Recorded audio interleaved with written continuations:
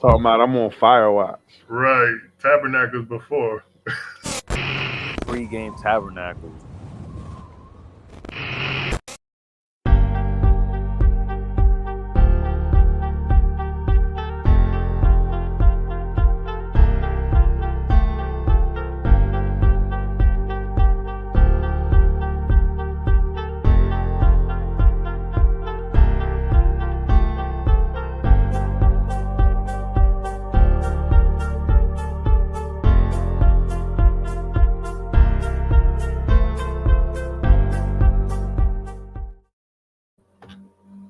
Hey, shalom, shalom, shalom. What's going on to Yasha Allah? This is your brother Mahar, and we are ready for another Warzone Wednesday. How y'all fellas feeling today? Y'all ready for another one? Calm. All praises, calm. Kwame Yashala. Right. I just put these headphones in. Y'all still hear static? Yeah, no, you good. You sound good. You already know I'm your brother Mahar. If you brothers want to go around, introduce yourselves like always, by all means. Yasharala, all praise to the Most High Father Yahweh by Shem Yahweh. Hey, Shalom Israel, it's your brother Shalak, Kwam Yasharala. Hey, Shalom Israel. It's your brother Aniel. Hey, shalom, shalom to the nation of Israel. This your brother Yahshua by Yahawah. Hey, Shalom. Peace and blessings to the nation of Israel. This is your brother Shabbat. Kwame Yashala. And, as always, first and foremost, we want to give all praise, honor, and glory to our Heavenly Father. We say, Call Halal, Abanawa Yahawah, by Shem Yahweh Shai. All right, that's all blessings to our Heavenly Father in the name of His only begotten Son, who the world ignorantly calls Jesus Christ. So, man, a lot of stuff happening. What y'all think about these hurricanes? Back to back. Yo, Florida getting hit right now. Crazy. Here in Florida, to the worst Yeah. in over 100 years. Florida's getting smacked up right now. Hey, but not only Florida, the rest of this country, the rest of the country is getting smacked up too. I'm sure there's stuff going on in Louisiana because they get the debris from Florida. But this Hurricane Milton is something crazy. And the one before that, hey, it tore up Asheville. It tore up what else did it tore up? It tore up some of Florida also. What you say, Gad?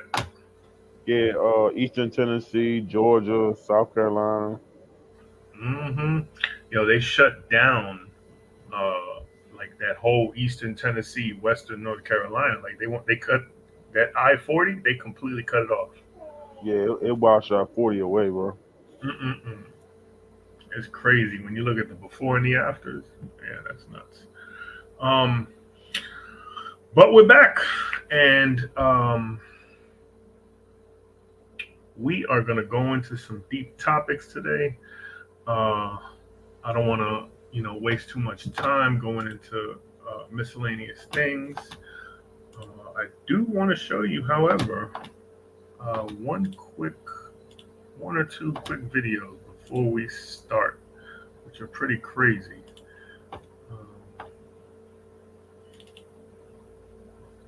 Let's check this one out. It's very unusual for if y'all could hear that. For a storm to come in from the west like this and make landfall on the west coast of Florida.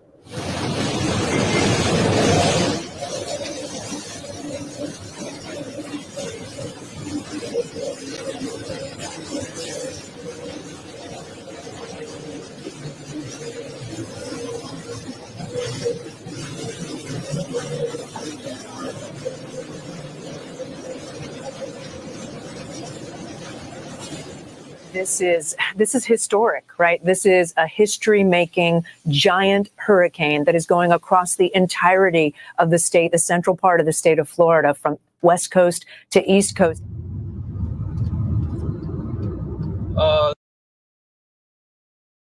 You know what's crazy is that the only thing that we see is the stuff that happens in the U.S. Right now, this storm originated around Mexico, so I could imagine what's going on in Mexico.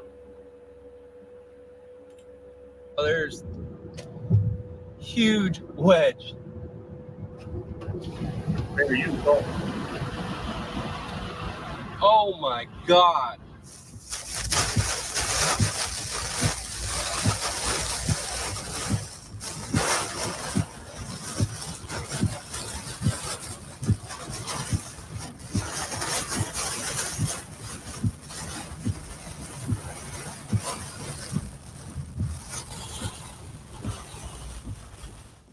That's near Lake Okeechobee. These are the kinds of tornadoes that you see here in Texas and Oklahoma, not in South Florida. And we've got some more pictures as well. Across the highway there, you see it. Many Floridians say they've never seen anything like this storm. We've had at least 2 of these hurricanes produce one EF3 tornado, which is unheard of, has not happened before. God. See it? Oh, yeah, look at that. Oh, yeah. That's wicked. First time I've seen one in a long time since it's been out of Colorado.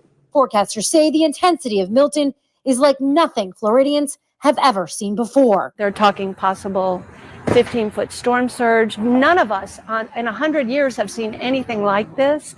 It is shocking. That's a confirmed tornado on the ground right there. You can see, wow, huge, impressive. Huge. And you can see the debris just spinning there.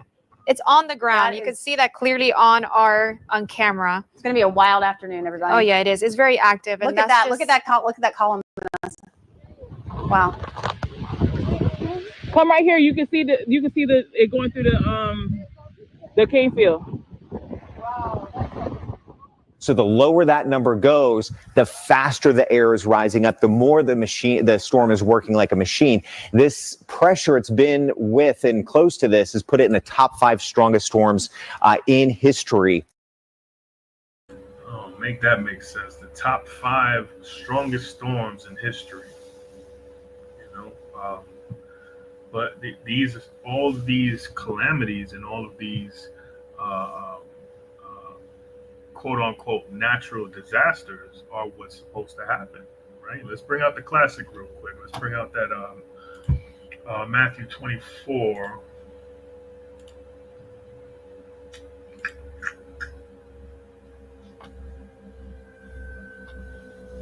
Let's bring out that Matthew 24 and start at verse 7, because we're gonna keep nailing this home, right? There's still too many people that are asleep, right? And one of our jobs as watchmen is to wake up the lost sheep, right? Nobody else is going to understand why these things are happening, right? But there's a reason why these things are happening.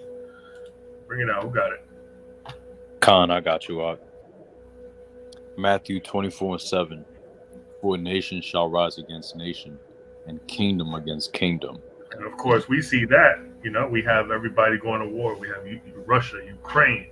We have Israel and everybody else. We have who else? We have Sudan is at war, right? Like there's so many countries around the world that are going to war, right? And that's because of the prophecy that YAHAWAH'S said to the prophets, right? That was going to happen in the last days, and we are living in those last days. Keep going. And there shall be famines, and pestilences, and earthquakes in diverse places. Mm-hmm. All these are the beginning of sorrows. That's good right there. All these are the beginnings of sorrows, right? So, Yasharala, right? It's time to belt down the hatch, so to speak, right?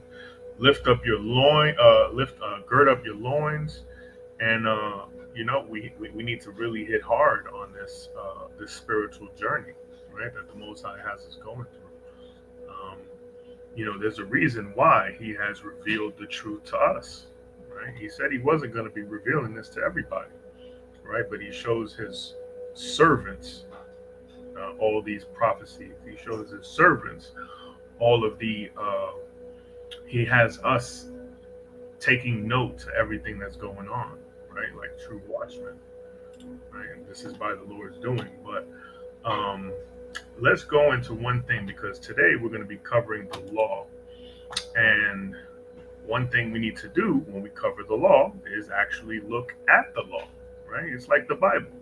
You know, a lot of our people don't like picking up the Bible, right, and reading their book. But let's look at something, and I found something really interesting yesterday. This right here, I'm going to explain it later, but this is called the U.S. Code, right? And we're going to be in Title 15. Can all y'all see that? I'm not even sure. Con. Okay. So we're going to be in Title 15, and we're going to keep scrolling all the way down to number 9 and 9A. What does that say right there? Shalak, what does that say? Shalakia. Con. It says, Chapter 9A, weather modification activities or attempts reported. No, that's good right there. Weather modification activities or attempts. Let's click on this and let's see what it says. All right. Actually, let's go to. Let's look at this National Weather Service right here. Where is it at? 1 second. Matter of fact, you know what? 3:30. Okay, so what's the next one? Okay, right here.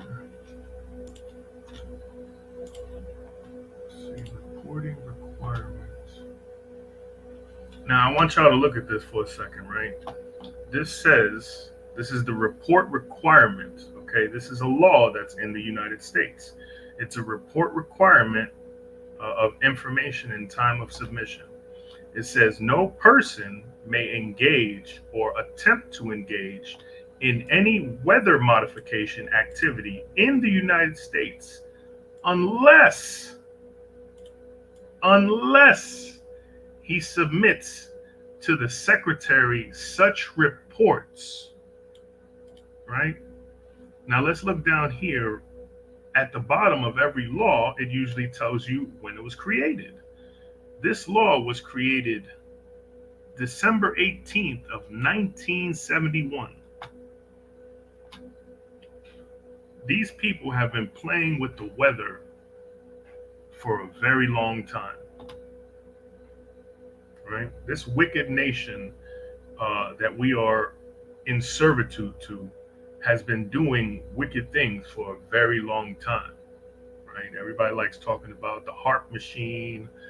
You know, everybody likes talking about, you know, different aspects of them cloud seeding and all of that good stuff. They've been doing this for a long time. This is new to us, but it's not new to them, right? But this is, we're talking about the devil here, right? Why would you need to, and I want to bring this up also, right here is one of my search results from their AI, right? It says the Weather Modification Reporting Act of 1972, right, requires that anyone who conducts weather modification activities, okay? Weather modification activities are seeding, that's cloud seeding, or dispersing substances into the cloud or fog, right? That's talking about all the, I don't know if anybody has ever, I'm sure everybody has seen it by now, but you see the airplanes that shoot across the sky multiple times with a white cloud coming out the back. What they're doing is they're doing what's called cloud seeding, right? They're dispersing their substance into the clouds, right? They're altering the development of hail or lightning. Hey, so What you got? Salakia, don't they call it the the chemtrails? Yeah, chemtrails, right? That's what they call it, Yeah. chemtrails. Absolutely. And what they're doing is they're shooting, you know, they're shooting all these different chemicals like aluminum and and some other oxides that they send in there. And what it does is it like it says here, it influences, it ain't natural, it influences the development cycle of clouds, right? A few years back, Saudi Arabia did it. And Saudi Arabia ended up doing it a little too much and ended up flooding their nation. Khan, I heard about that. Mm-hmm. Yeah, matter of fact, let me see if I can pull that up real quick. Saudi Arabia. And, you know, they tried to introduce it as something, you know, something unheard of. But look. I worked for Donald Trump. Trump was my boss. Man. And what anyone who worked for him learned is we cannot. All these commercials. Parts of the United Arab Emirates were overwhelmed with the heaviest rain ever recorded there. Areas are still flooded days later. Some reports blamed a method of making rain called cloud seeding. Hey, shalom, shalom to the priest, shalom. We have a special guest in the crowd, shalom. The rains began late Monday. 24 hours later, more than 100. And this is in Dubai. This is in Saudi Arabia, right? This is their cloud seeding that they were doing. 42 millimeters had fallen. That's 50% more than the annual average. It was absolutely horrendous. It's the worst I've ever seen it in Dubai. And we've seen some bad storms in the past, but this was like nothing else. The United Arab Emirates has, in recent years, explored using cloud seeding to make rain. It's called cloud seeding because planes, drones, or rockets seed clouds with substances like silver iodide. The iodide attracts water molecules, which build up. When they get heavy enough, they fall, as rain or snow, depending on the temperature. Drones can also electrically charge clouds with lasers.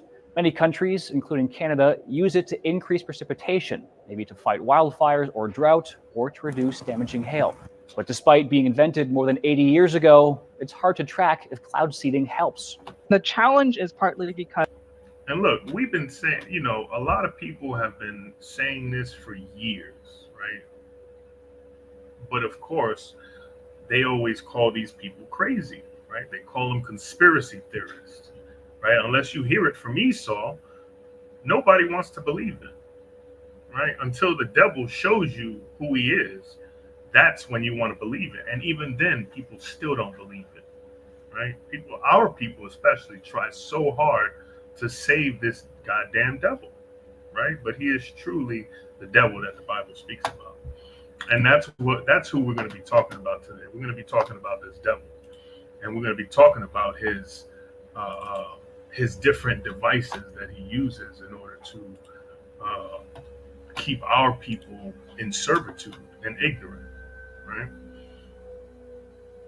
Let me pull this up real quick.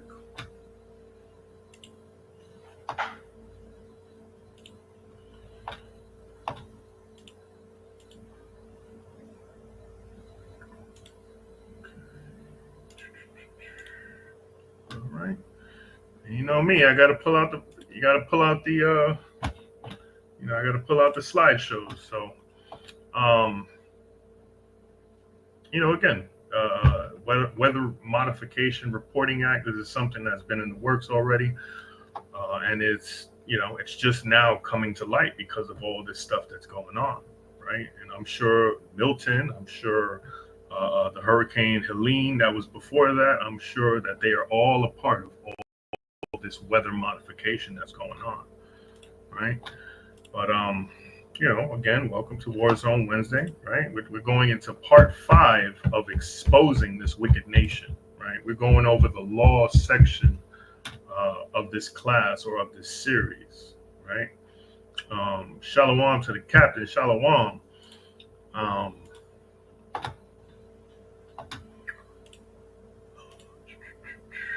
Let's do a quick recap of the last class. If you remember the last class, we were doing it on banking and money, right? And we were talking about the history of banking,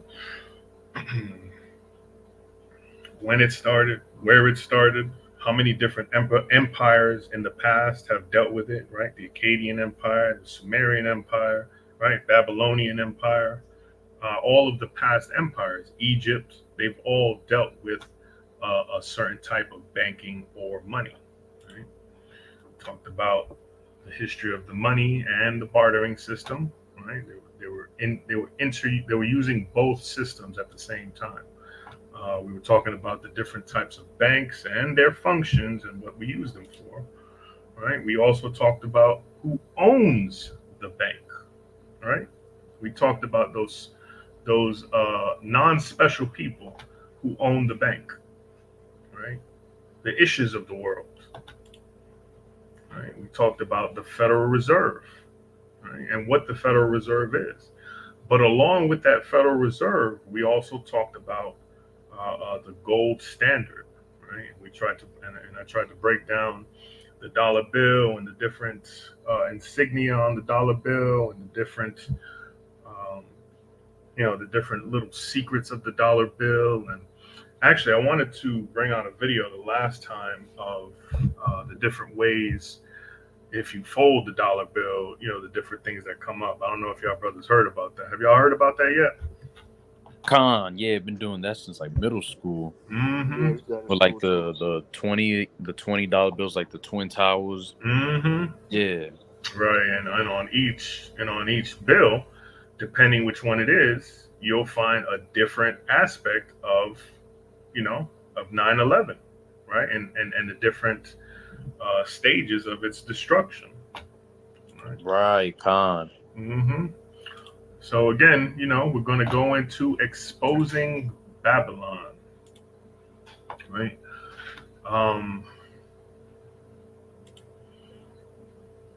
Let's see what we got here. All right. This was the chart that that the Lord put on my spirit to try to break down each level, right? We start at the top, the capitalistic society that we deal with. Then we went down to the elites, right? Then we started talking about religion. Then we did another class on politics, right? Then we did the banking and the money, right? And this week we're going to be doing the laws. We're going to be talking about the laws and doing some more expulsion of this wicked world, right? This military part, I think I'm going to remove, only because we kind of know what the military does, right? This country points in a direction and the military destroys whatever they point at. So, I think the military is kind of cut and dry. So I'm probably going to remove it, just, an FYI. Then we're going to go into the celebrity branch. This one should be a fun class. And then we're going to talk about the slaves and the captivity, right? We're going to talk about us. All right, but before we start that, we want to start with some scripture. Shalak, can you grab me Luke 11? We're going to do 46, and then we're going to jump to 52, Baba Shah. Con. And all this is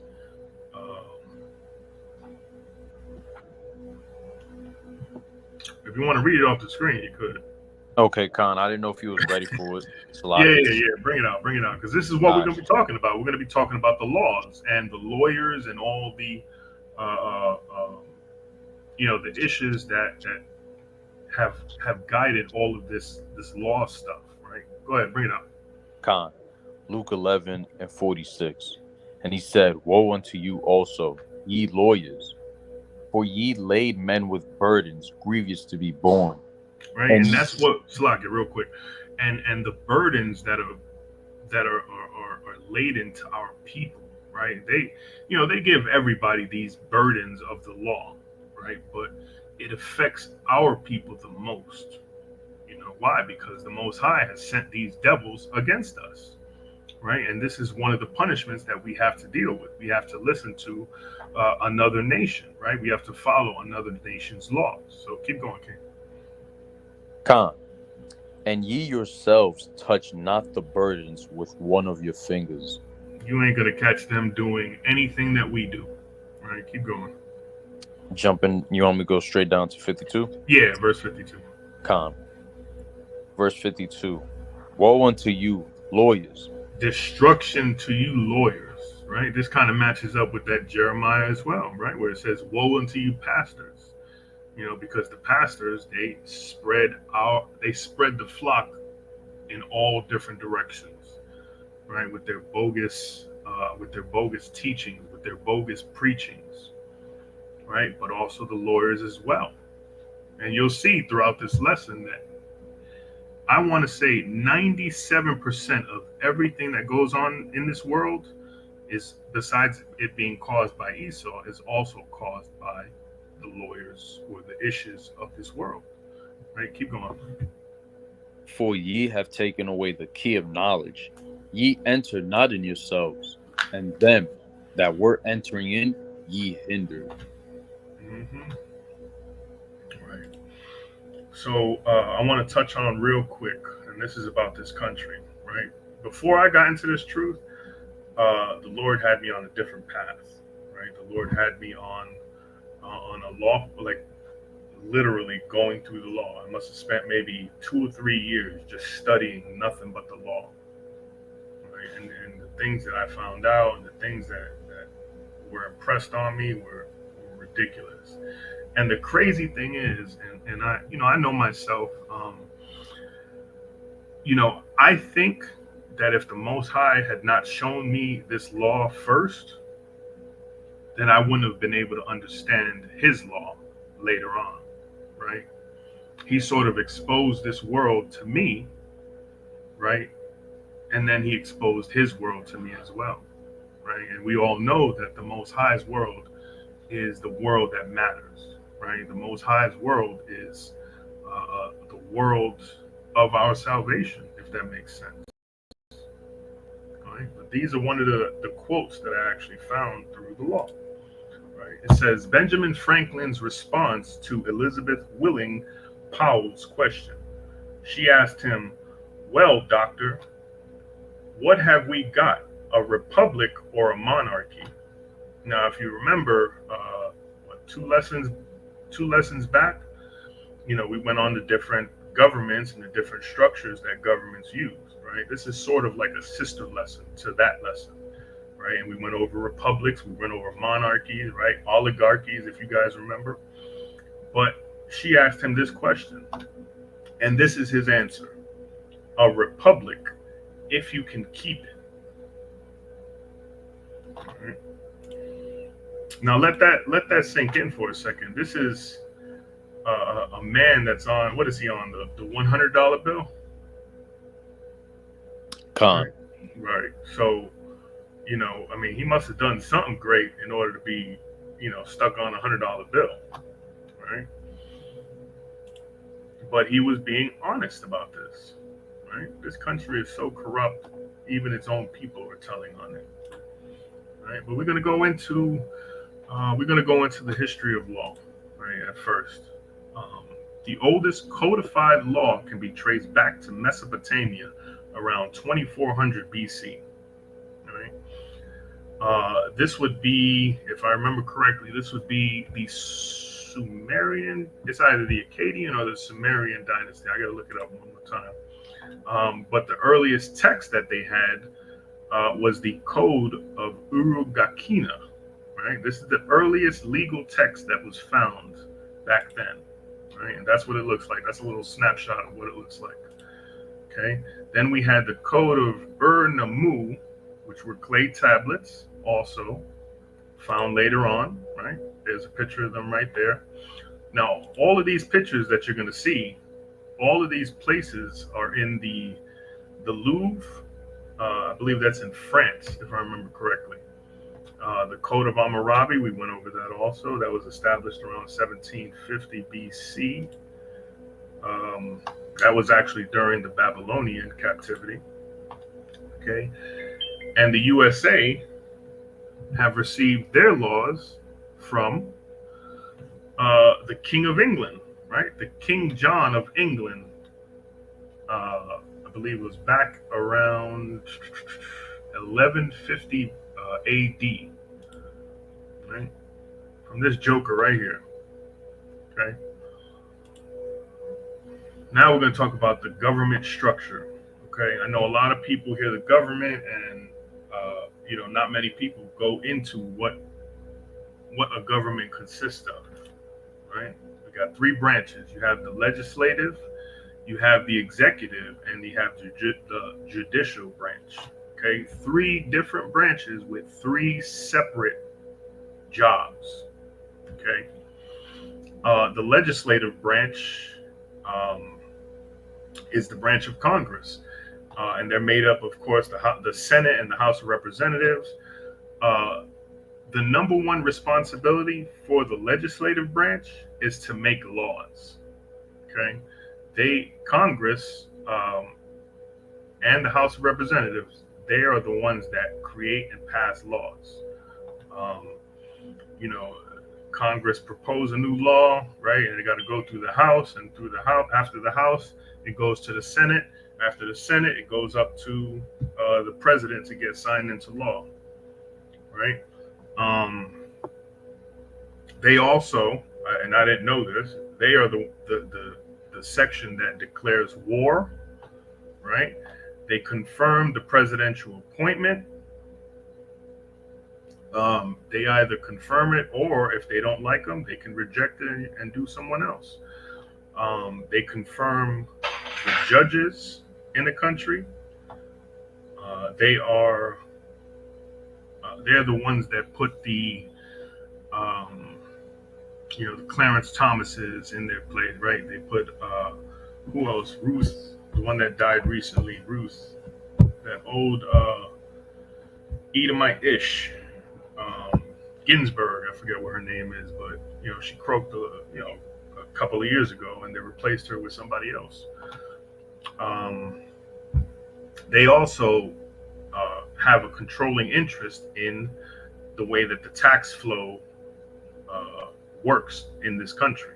Okay, then you have the executive branch. The executive branch consists of, like you see on the screen, it consists of the president, right, the vice president, and their cabinet of workers, so to speak, right? Their departments and agencies. They're responsible for enforcing any law that comes to the land, right? So it goes, the legislative make it, the executive, put it in the books, and then the judicial branch are the ones that interpret the law and they follow through, right? In the judicial section, this is where you're going to find your Supreme Courts, your federal courts, your circuit courts, the magistrate courts, and your municipal courts, right? They are the ones that apply the law, right? If you wanted to sue somebody, you would be doing it through the judicial branch of the government. Okay, all of these branches, each one of them is established through the Constitution. Okay, let's see. What is the law? Right, the law is binding customs and or practices of a government or a community. Right, it's a form of control by the established government. Right, it's to keep all the people in line, and if you don't stay in line, what do? They send their cronies after you. Right, it's upheld by the courts and enforced by the authorities or their police. Okay, the government has many different laws, and you're going to see right now, and it's all different ways to govern their slaves, essentially. Okay, let's see. The USA and its many laws, right? First, we have the Constitution. The Constitution is the supreme law of the land, right? It was adopted in March of 1789. It replaced a different law before that called the Articles of Confederation. This is the country's first constitution, right? The Constitution is made up of an introduction or a preamble. It's made up of 7 articles and 27 amendments after the articles, right? And the first 10 amendments that it has are known to us as the Bill of Rights, right?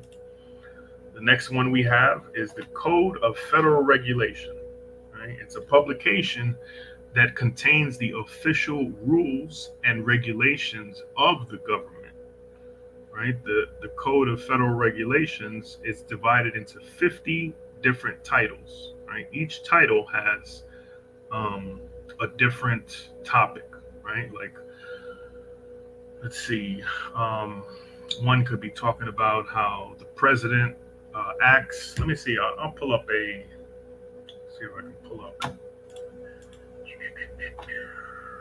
Let me pull it up real quick just to show.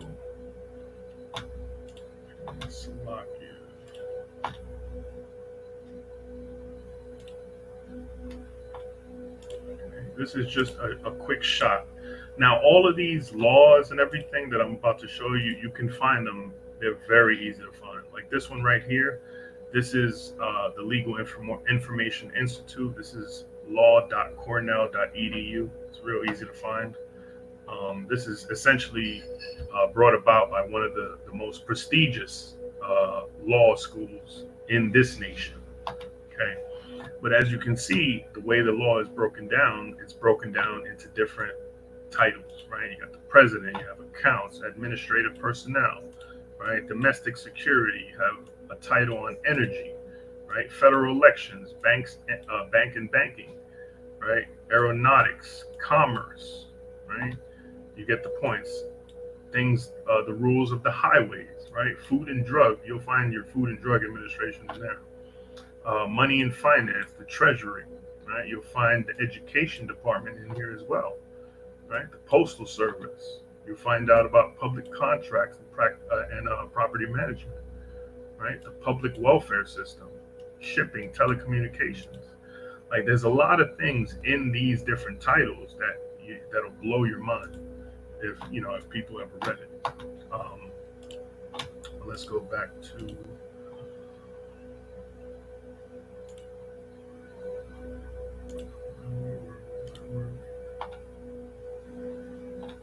Okay, we were on the Code of Federal Regulations, right? So it's broken up, like I said. The next one that the United States has is the United States Code. Okay, this also is a selection of laws similar to the federal regulations, except this right here is for the government, and it's also statutes for the states as well to follow. Right? It's an official codification of the general and permanent federal statutes, right? These are statutes that aren't going to change of this country, right? This itself contains 53 titles. It's similar to the CFR that I just showed you, except instead of 50, it's 53. Okay. This as well is also used to, to set forth the laws and the statutes of this land. Okay. The next one, and I want to say the most dangerous of them all, okay, is this one right here. This one's called the UCC, or the Uniform Commercial Code.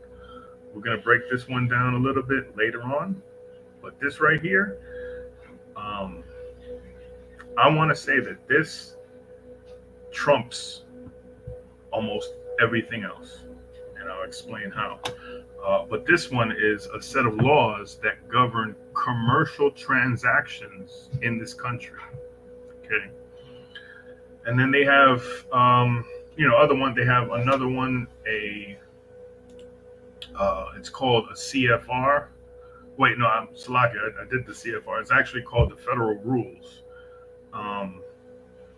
And it actually has 5 sections. It's Federal Rules of Civil Procedure, of Criminal Procedure, of Evidence, of Bankruptcy, and of the Appellate Procedure, meaning appealing. If you go to court and someone's suing you or you're suing somebody else, there are rules in there so that you can, if you don't like the outcome of the case, then you can appeal your case, right, and continue to push it.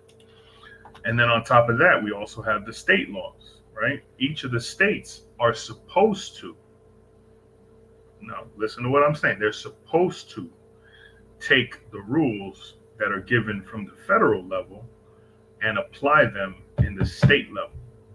Now, I'm saying that because that doesn't always happen. As a matter of fact, you're going to see it never happens, right? They stay close to it, but they like to manipulate things, and I'll show you how they manipulate it. But I think the first one we're going to cover right now, we're going to cover the Constitution, right? You know, everybody hears about the Constitution, the Constitution, the Constitution, right? But what is it about the Constitution that's so special? Okay. You know, the Constitution itself, we go back to that. I'm going to go back to that page that I had before just to show you a little bit about the Constitution. Okay. Just to give you a look at what the Constitution looks like. Okay.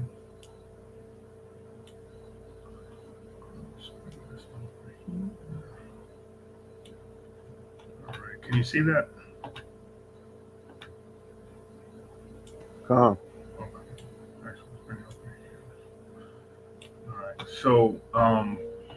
So of course, just like I was saying before, the Constitution, right? They have the preamble, right? This is talking about we the people.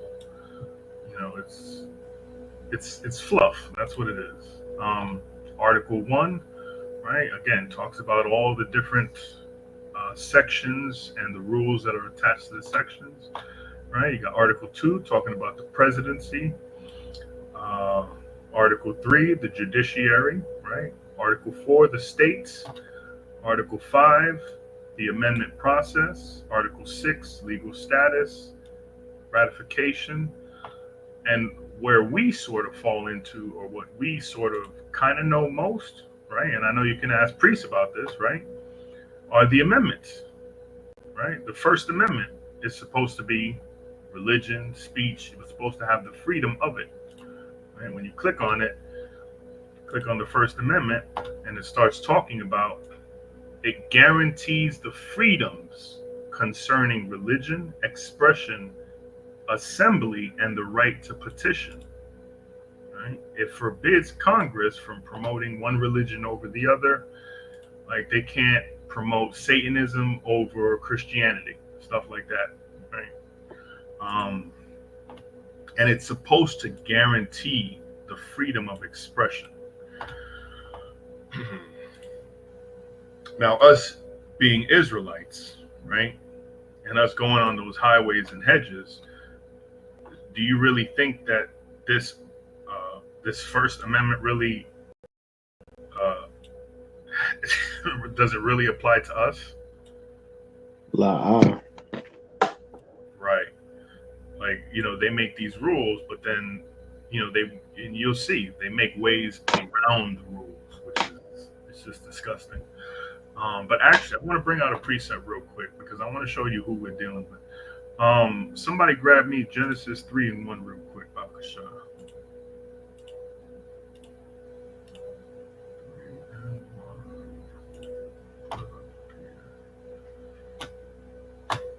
It's the book of Genesis, chapter 3, verse 1. Come on, bring it up. And it reads, "Now the serpent was more subtle than any beast of the field, which the Lord the Most High had made." Salaki, that's good. So this serpent, right? He's more subtle than any beast of the field that Yahweh has made, right? And I think going through these laws, it'll make it click, and you'll understand how this bastard is the most subtle beast in this world, right? You know, he has that spirit of Satan, right? You know, he likes to slither through, right? I know, Yahshua, you know, one of your favorite precepts is talking about, you know, when the wicked is born. Let's pull that one up too.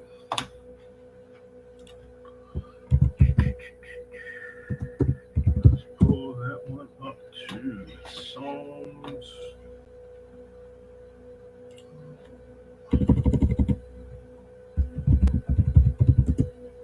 talking about that 58 and 3. Con. Yeah, let's pull that up real quick because this is talking about Esau. Right? Bring that out for me, Big Gad. The book of Psalms, chapter 58, verse 3. The wicked are estranged from the womb.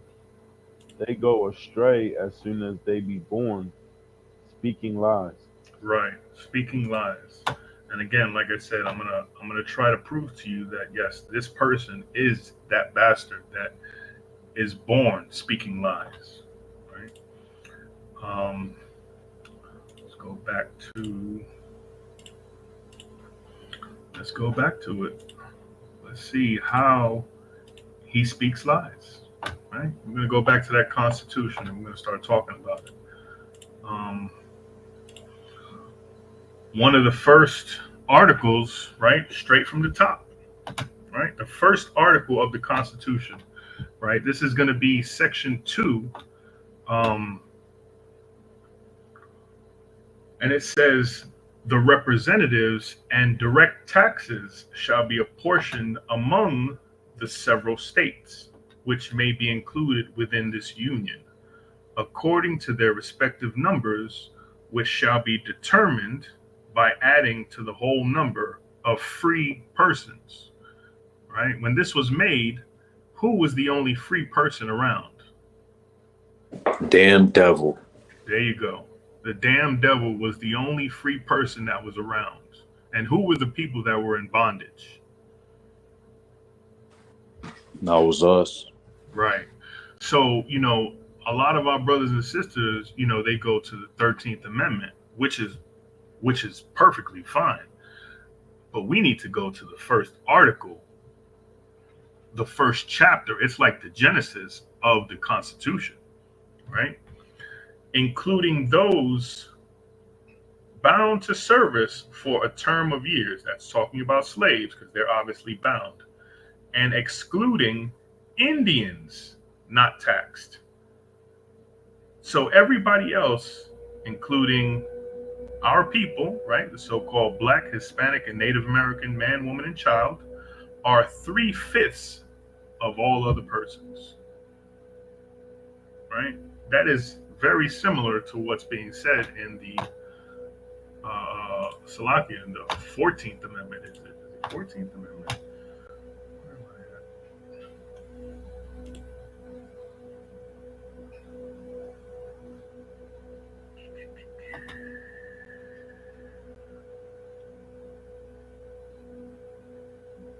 We'll get to it. Anyway, in the beginning, right, it already marks us as 3/5 of a person, right? That's strike one from this devil. Okay, let's check it out. Article 1 in the same section, but we're going to go to section 9. Okay, it says the migration or importation of such persons as any of the states now existing shall think proper to admit shall not be prohibited. So you're importing people. Who are the people that they are importing, right?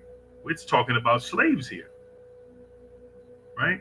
But they made a law specifically saying that you can't prohibit them from importing these people, importing as many as they want, right? It says shall not be prohibited by the Congress prior to the year 1808, but a tax or duty may be imposed on such importation, slavery, not exceeding $10 for each person. All right. So $10 back then would probably be 25 cents, 50 cents right now. Right? So they're saying in this one little section that there's no limit on how many people you can bring in, right? And for each person that you bring in, you're going to get charged $10 for each person, or current time 25 cents per person. That's pretty crazy. Only from a devil. Okay, we're going to go to Article 2. This talks about the presidency, right? All you have to be is 35 and a citizen to be the president of the United States. But now here's a catch right here. It says the president, vice president, and all civil officers of the United States shall be removed from office on impeachment for and conviction of treason, bribery, or other high crimes and misdemeanors. We've had 2 presidents that have been impeached. We've had multiple presidents caught in high crimes, bribery, treason, and misdemeanors, right? Look at Richard Nixon, right? You got Bill Clinton. Look at Donald Trump, right? Look at the current president, Joe Biden, right? Not a lot of people are talking about his Burisma dealings in Ukraine, all right? It was before Trump came into office, they were all pointing the finger at Trump, telling him that he was doing what? Colluding with Russia. When in fact, we find out later on that the ones that were pointing the fingers, were the people that were colluding with Russia, so to speak. Right? That's beside the point. Article 4 talks about full faith and credit to public acts. Right? It says that citizens are entitled to all privilege and immunity. Right? It also talks about that the U.S. will guarantee protection against invasion. Last time I checked, and like they have no borders right now. They're letting anybody and anything come into this country, right? They said that they were going to protect against invasion. Last time I checked, that kind of sounds like an invasion. I don't care. These are our people. Well, most of them are our people anyway. From south to the border, right? Most of them are people coming from Haiti, right? People coming from Mexico, right? People coming from South America, Central America. These are all our people, right? And they're all flooding into this country. But they're not upholding one simple law that they have, or one simple promise that they promised to the American people, and that was to protect against invasion. All right, let's keep going. The Constitution and the laws of the United States, which shall be made in pursuant thereof, and all treaties made, or which shall be made under the authority of the United States, shall be the supreme law of the land, and the judges in every state shall be bound thereby. Okay? So the judges of this country are supposed to be bound, right? They all take an oath of office. Every single judge that you see on that bench that slams that gavel down, that twirls it in their hand, right? They are bound, and they make an oath to this Constitution that this country has made, right? Now, just by judging from these last 2 articles that I read, they haven't been sticking to anything, right? All this stuff is still going on, right? We still got wicked people in office, right? We still got people coming across the border. They're not bound to anything, okay? Just more fluff pieces. What you got? Hey, Salaki, I'm gonna bring out this quick preset real quick. Just going along with what you're saying, right? Because when you look at the history of the so-called white man, right? He really don't keep none of his his covenant or his laws, right? So this Psalm chapter 55 verse 20, it says, "He hath put forth his hands against such as be at peace with him. He hath broken his covenant." Right? So even going back, to all the treaties and the covenants that they had with the indigenous people of this land, right? How many, and we went over this a few times, right? How many of those hundreds and hundreds of covenants, did they break, right? I mean, they didn't uphold not one of them covenants or them treaties that they had, right? It says the words of his mouth were smoother than butter, right? So they got all these, these laws and all these covenants set up, but they don't keep none of them, right? Like you said, you got just look at what was going on with Donald Trump, right? How much trouble he been in the past 2 years, A lot. and he's still allowed to, to run for president again. That's crazy. Hey, they talking about 36 felonies, yo. Right. They trying to make him into a Jake. And look though, this who they got running for president though. Right. You see that? What type of people is America trying to set up, to be the leader of the nation? Right? Only the wickedest. Right. But I'm gonna finish this verse. It says, the words of his mouth were smoother than butter, but war was in his heart. His words were softer than oil, yet were they drawn swords. Right. So you can't believe, nothing that come out this devil mouth. He don't even uphold his own laws. You see that? So that go to show you, even in his spirit, it's not in his spirit, to uphold, his own laws, right? So how he go uphold, the Most High commandments and the Most High laws? You see that? But that's all I had on that. Just going to show you that these people, they break their own laws that they set up. Gone. And again, that goes back to the last two precepts that we brought up, right? They go astray, speaking lies as soon as they be born. Right? They are subtle vipers. Right? You don't even keep your own house clean, if that makes sense. All right, but we're gonna keep pushing on with it. Now we're gonna talk about some of the amendments, right? And I just wanted to choose just certain ones that I think our people would be able to appreciate the most. Right?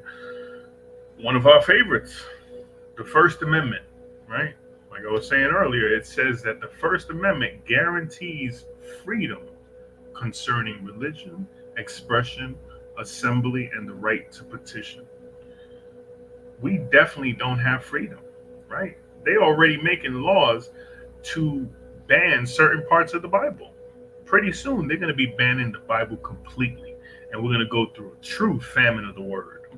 But nobody's ready for that, right? When that famine of that word hits, they're going to be looking for brothers on the street, right? They're going to be looking for the servants who they've been ignoring time in and time out, right? Back and forth, left and right.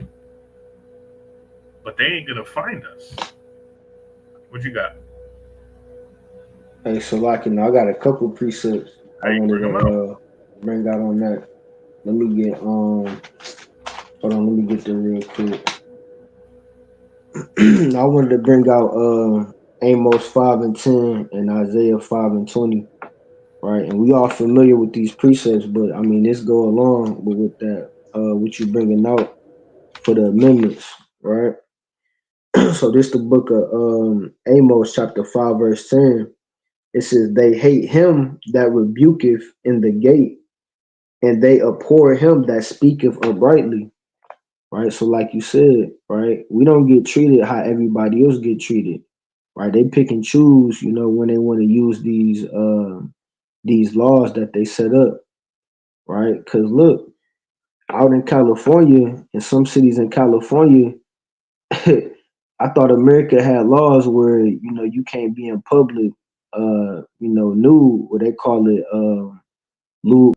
But now they're saying in some parts you can be nude in public. Right. So when they had a gay pride month, they be having them old men and women, right, in public nude in front of little children. Right.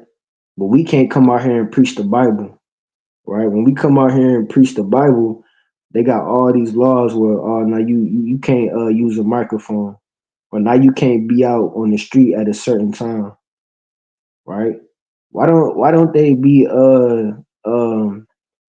why don't they be bothering, these I ain't even gonna say the word, but the people that's a part of the gay pride community. Hey, Why they that's a part of it though. right, you see that? Why don't they enforce these same type of laws on them? Right? And that's wickedness that they doing. But they don't want to say nothing about that. They let them come out freely. They have parades during that whole month, right? They get to do whatever they want. But we come out here and we preach the scriptures, right? We preach righteousness, and then all hell breaks loose. You see that? So let me bring this out, Isaiah 5:20. It says, "Woe unto them that call evil good and good evil, that put darkness for light and light for darkness, that put bitter for sweet and sweet for bitter." Right? Because when when all these other people that's in different religions, like Seventh Day Adventists, Jehovah Witness, whatever, them Christians, when they be out there on the streets, they don't get harassed by the police the same way we do. Right? If you go out there, you can go out there and teach as many lies as you want. You know why? They don't care about that because, you know what I'm saying, that's not waking our people up. So they don't really care about that. Right? Go out there and preach that, you know, God love everybody and he gonna bring salvation to the whole world. Right? But when you go out there and teach the truth, when you go out there and expose, you know, America and the so-called Europeans for what they did, and you expose all their crimes and all their rape, robbery, and murder, and you tell the so-called, you know, black and Hispanic man that he a king on earth, then it's a problem. You see that? That just goes to show you the hypocrisy. They don't want to hear it, right? They don't want to hear it, and even this, right? Even us doing stuff like this, they don't want to hear it, right? Even though we're trying to tell the truth, they don't want to hear it, right? I want to go over the Second Amendment, right?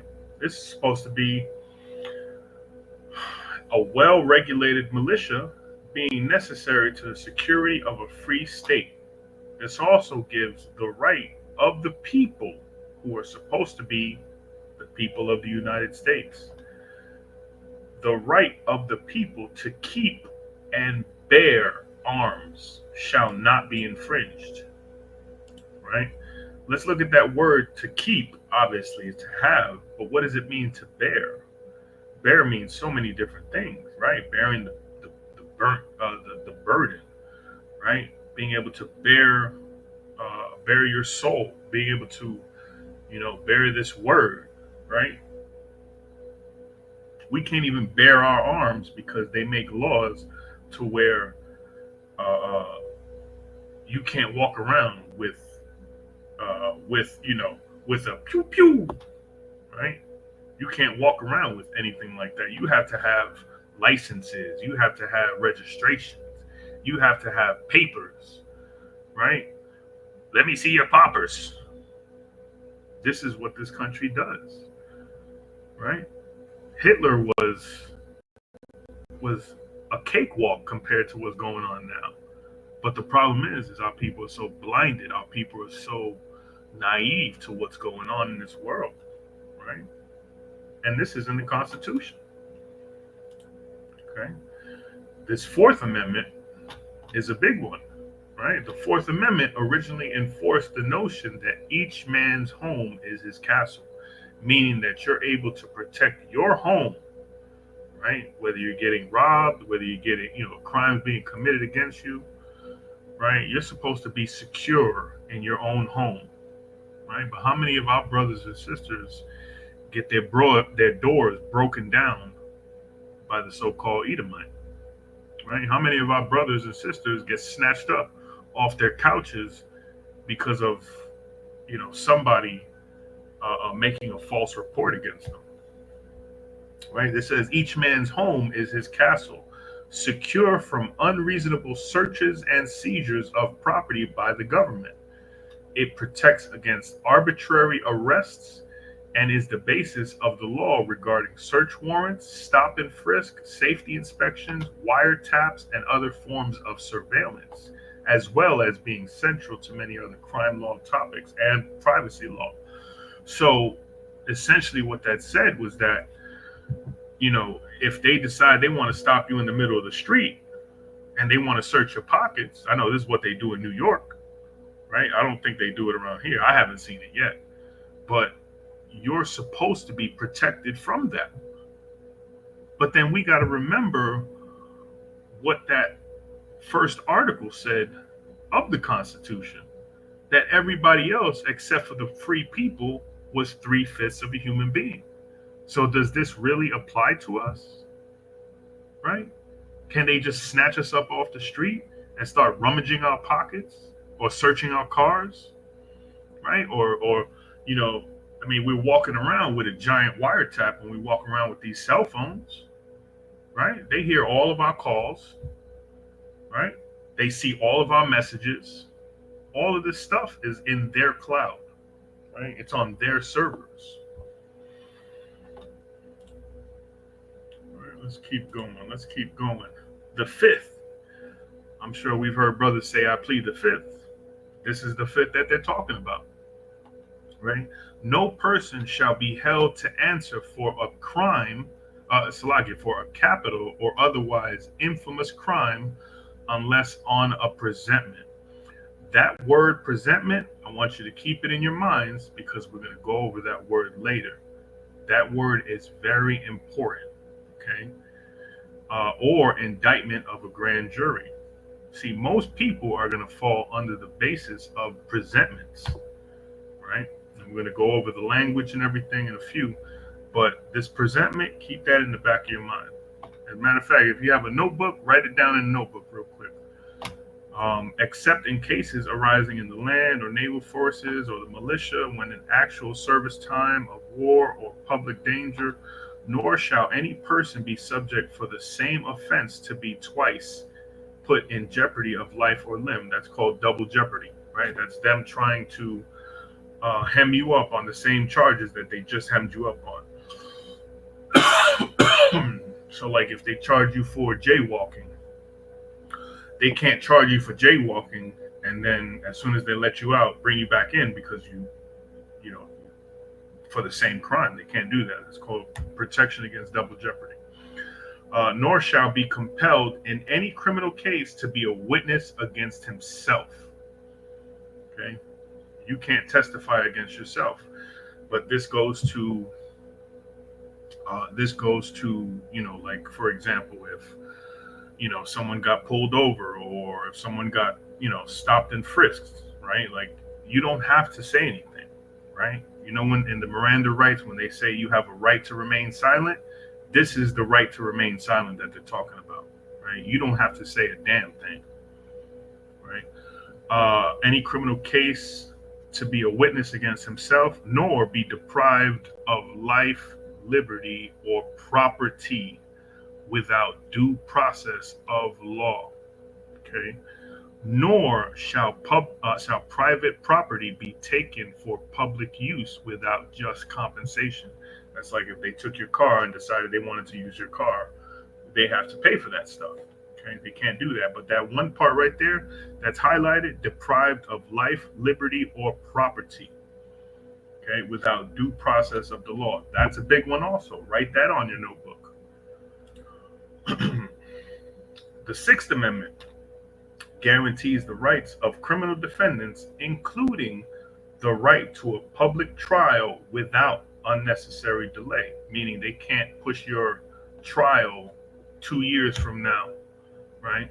They can't do all that stuff, right? Absolutely. Loopholes. They love loopholes. And you'll see, you know, a lot of loopholes that they have. These people are, oh my gosh, they are slippery. Hey, they're more slippery than Christians. Hey, that's that crafty counsel, Art. Big time. That's definitely that crafty counsel, right? Unnecessary delay, the right to a lawyer, the right to an impartial jury, okay?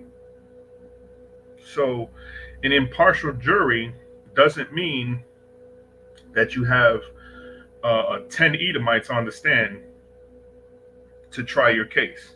You know that's not gonna work out, right? But yet they do it anyway. And this other part also, write it in your book. And the right to know who your accusers are and the nature of the charges and evidence against you. This is a big one right here. This is definitely a big one because in all of our court cases, we don't know who our accuser is. And the court cases that I'm talking about are stuff like traffic court, right? Stuff like getting a ticket in the mail, right? And I'm going to go into that also. But this is one of the guarantees that you're supposed to have. You're supposed to know who your accuser is. Okay, keep that in mind also. What are we up to? Oh man, this one's the amendment I was actually talking about. Boom, right there. Okay. The 13th Amendment. Okay, this is a big one. This is another one that the majority of all of our people know about, yet don't understand. Okay, and I'm going to explain why. Neither slavery nor involuntary servitude. Okay, that means that they can't make you a slave, right? That means they can't force you to do involuntary servitude. Except, here's one of those loopholes, except as a punishment for crime, whereof the party shall have been duly convicted, shall exist within the United States or any place subject to their jurisdiction. So they can't make you a slave unless you do a crime, right? So what's the best way to subvert and slither around their amendment, right? Change everything into a crime, right? If you change everything into a crime, you're always going to have slavery and you're always going to have involuntary servitude, right? The majority of our people make up these prisons. What you got, King? Salakia, but I was gonna say, Khan, just to add on to what you're talking about with the vagrancy laws, where as soon as our people got off the plantation, they implement vagrancy laws. Oh, if you don't have a job, you get arrested. If you don't have a house, you get arrested. Well, brothers and sisters just got off the plantation. How are they gonna have a house? Right. How are they gonna have land? How are they gonna have these things that now you're making laws and saying, oh, if you're or like soliciting, these people have nowhere to go. Of course, they're just standing. Now, oh, if you're standing, that's a crime. Boom, you get taken right back to the plantation. Mm-hmm. Hey, that's what they do with parolees, right? In order to put a prison inmate on parole, you have to have a house to go back to. If you don't have a house to go back to, you ain't going on parole. Right? That goes to the same thing what you were just talking about. Right? But now we need to know this question: who owns these private prisons? Right? If you go back to the first lesson I did, where I was talking about the elites, if you follow that trail, you'll be able to find out who is the people that own these prisons. Right? I just want to go real quick into prison rates. Okay? Imprisonment rates for a so-called black man is 5 times more than a white man. Right? A Hispanic and Native American is 4.2 times more than Esau. Right? Sentencing rates, meaning, what kind of sentence are you going to get? Are you going to get a big sentence, a long sentence, many years, or are you going to get a short sentence? So-called black men, 13.4% longer than Esau, right? A so-called Hispanic or Native American gets 11.2% longer than Esau. But here's the crazy part. Hispanic women get 27.8% longer than a female Edomite. That's some crazy statistics right there. They definitely trying to turn them into some carpet munchers. Excuse my French. Yeah. So now we're going to try and get into the Uniform Commercial Code, or the UCC, right?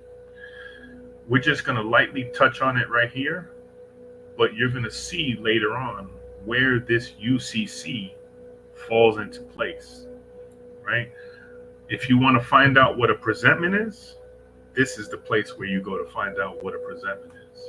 And I'm going to show you that. Of course, the UCC, right?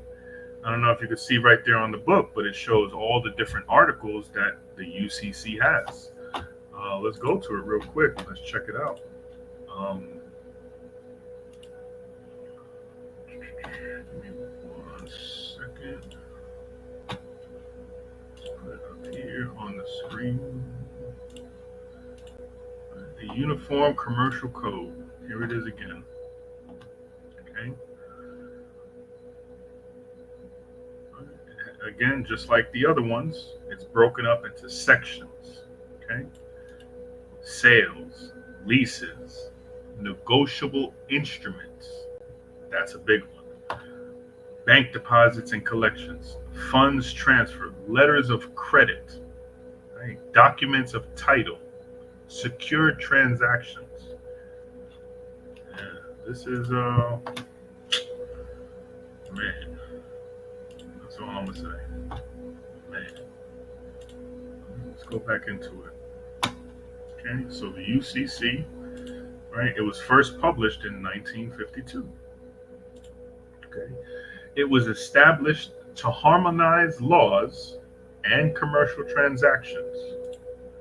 Okay, it was created by the ALI and the NCC USL. That stands for the American Law Institute, a bunch of lawyers, and the National Conference of Commissioners on Uniform State Laws. Okay, again, keep a mental note about this, right? Lock in, put this up. Keep a mental note about this. Let's see that. Boom. Okay. Let's go into the types of courts. Now, courts are divided into 12, I guess you can call them districts. Okay, 12 different districts. Right. This is all the federal districts for all the court systems. It's talking about federal. It's talking about state courts, right? Courts of appeal, district courts, municipal courts, right? The court system, it's separated into two different types of system. We have the federal level of courts, and then we have the state level of courts. Obviously, the federal level deals with a lot more things, right? The federal level contains the Supreme Court, which is the highest court in the United States and the final level of appeal in the federal system. Okay, again, back to going to courts. Whenever you sue somebody, you're going to be going through the federal chain, so to speak, right? So you'll start at, the district courts, and then if you don't get what you want, then you take it higher, right? Take it higher to the courts of appeal, right? And if you still don't find what you're looking for, then you keep going to the Supreme Court, right? It's the highest court in the land. The circuit courts, right? First level appeal, you have 13 courts in total, district courts. The trial court level, which is the district court level, they have about 94 district courts in total. That's around the country. Okay. The district courts hear both civil and criminal cases, but they don't hear bankruptcy cases. That's for a reason. Right? And this is just a chart to show, what each one does, right, at each level. Okay. Now we're going to talk about federal law versus state law. Okay. The U.S., they have multiple levels of law. Okay. and they can be completely confusing, right? The one thing that we're used to child support courts, and we're used to driving courts, right? Or traffic infraction courts, right? Getting a ticket or, something simple like that, right? But these are the different types of laws. You got federal laws, right? And there are rules that apply throughout the United States, right? We're talking about anywhere from immigration, Social Security, anti-discrimination lawsuits, patent and copyright laws. Like you'll see a lot of artists, like your big time artists, they usually go through federal court for, suing another person, or record companies or record labels because they didn't get what they were supposed to get. You'll find that all in federal court. The state courts are at a lower level, right? They deal with the criminal matters. They deal with divorce, family matters, welfare, public assistance, Medicaid. They deal with inheritances in the states, right? They deal with real estate and other property. They deal with business contracts. They also deal with personal injuries and workers' compensation. Now, one thing between all of these is that the Constitution has what's called a supremacy clause, okay? And the supremacy clause establishes that anything that's federal beats anything that's state. Does that make sense?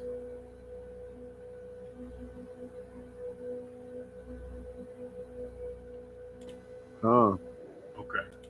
So, like an example, state law says marijuana is legal, right? But federal law says marijuana is not permitted. That's an example, right? Another example, if the federal law says the minimum wage is $20, then the state law says your minimum wage is $13.50.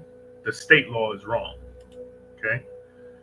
If the state law says you cannot record an officer, right? Federal law says you can. We're going to go with the federal law. Okay. If federal law says you have the right to protest anytime, right? But Glenwood Avenue says that you got to shut it down at 11 p.m. Guess who we're going to listen to? The federal law, right? Because the federal law says that you can't be, they can't stop your right to assembly, right? Or your freedom of speech. Salakia. So what's the point of state law, federal law? That's a great question. That is a great question, and I'm going to explain that. So, everything at the federal, like I said, everything at the federal level is supposed to be mirrored by the states, but it's not being mirrored, right? They're supposed to be like the measuring stick for how they make their laws. But that's, again, we have a bunch of crooked politicians, right? And a bunch of uneducated people, right? Because we all go to their schools from start to finish. We go to kindergarten, them. First grade, them. Second, third, fourth, fifth. What you got, King? No, I was just gonna say, hey, that sounds like a kingdom divided against itself to me. And that sounds like a whole bunch of confusion. Straight down the middle. And they expect us to get caught up in this confusion and not know, just like the brother Anio just said. So what's the use of having the state, what's the use? I'll tell you what's the use. It's for confusion. That's why this place is called Babylon. Hey, we gotta bring that precept out though real quick. Corinthians. Bring it out. This 1 Corinthians chapter 14, verse 33. It says, "For God is not the author of confusion, but of peace, as in all churches of the saints." So like you saying, like that's confusion. So in some states, they legalize some stuff, but in other states you can't do certain things, that you can in certain states. And then you got state laws that's different from federal laws, but they all supposed to be the same government. That's confusion because the Most High laws, it don't matter what state you in, it don't matter what part of the world you in, right? His laws say what it say, and you gotta abide by it no matter what, right? If the Lord say, if a man lay with another man, they shall surely be put to death. That apply no matter what state you in, or what part of the world or country you in, right? So, all this, American government, man, it's just confusion. God, more reason why this place needs to be burnt to the ground. Right? Now, for the next slide, we're going to start talking about case law, okay, and its importance. Now, what is case law? Okay, because case law is important, and I'll show you why. Case law is a collection of court decisions that form the body of law in a jurisdiction and are used to guide judges in deciding cases. Case law is also known as common law or precedent, right? Case law sets the precedent for the way that the legal system is going to go. And I'll give you some examples of it. One example, Roe v. Wade, right? I know y'all brothers been hearing about Roe v. Wade and Roe v. Wade this and Roe v. Wade that. I know it's a big political talking point on both sides, right? But what Roe v. Wade did was it legalized abortion in the United States. And it was done in 1973, right? The Supreme Court literally legalized abortion in the United States then. Right? They said that it's a woman's right to have an abortion, right? And that it was protected by the 14th Amendment that we just went over, which was talking about the right to privacy, right? But recently, around Trump's era in the White House, one of his Supreme Court judges, along with a few other ones, they knocked it down, right? So it used to be abortion used to be legalized, but now it's not legalized, right? Does that make sense? Yeah.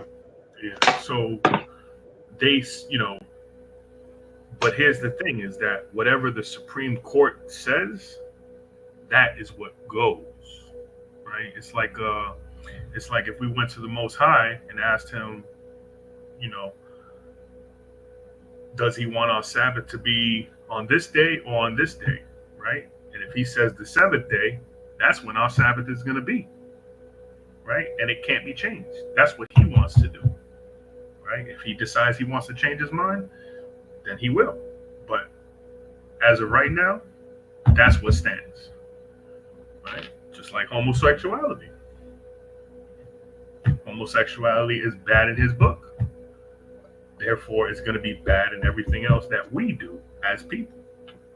Hey, Salaki, that's another good point though. That go into that what's that, Malachi 3 and 6.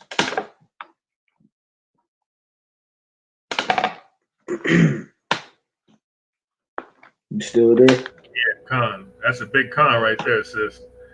That's like Christians quoting Paul over YAHAWAH'S. That's nuts. Yeah, that's that Malachi 3 and 6 where he said, I am the Lord, I change not. You see that? Absolutely.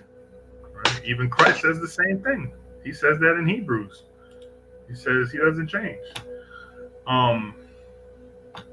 So, but the fact of legalized abortions is against the Most High anyway. But again, this is more of a reason why this place needs to be burnt to the ground, right? They're saying it's okay to unalive your child, right?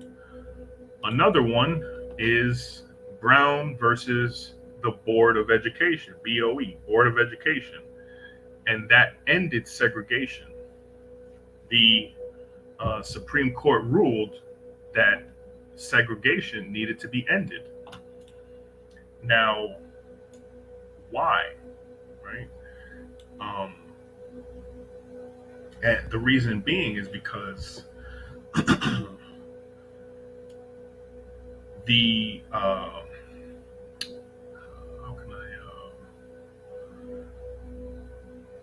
so essentially what they were trying to do, and I think this also goes back to the first lesson, but the white schools were being taken much better care of than the so-called black schools, right? The black schools were underfunded, right? The black schools were treated like garbage, right?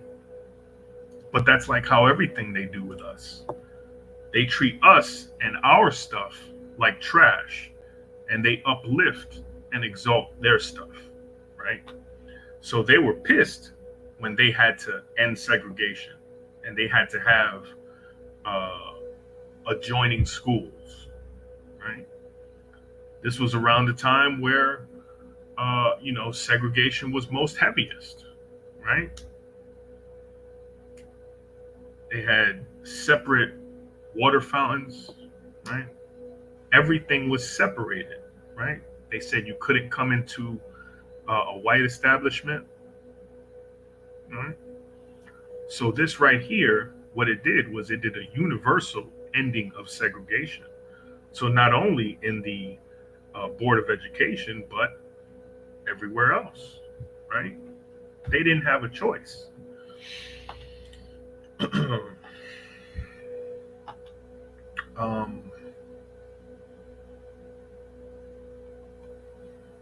Yeah. Oh man. Oh, that's a big one right there. Man. So we're gonna get on to this next section, and this one is about to spin some heads. Yeah. We're gonna start talking about your name and why it's so important. And this is all gonna tie in. Let me break it down, and then I'm gonna tie it all in together and show without without a shadow of a doubt that this place needs to be melted. Okay. Now, what I want anybody to do, if you look at your ID cards, right? This is another section, okay? If you look at your ID cards, right?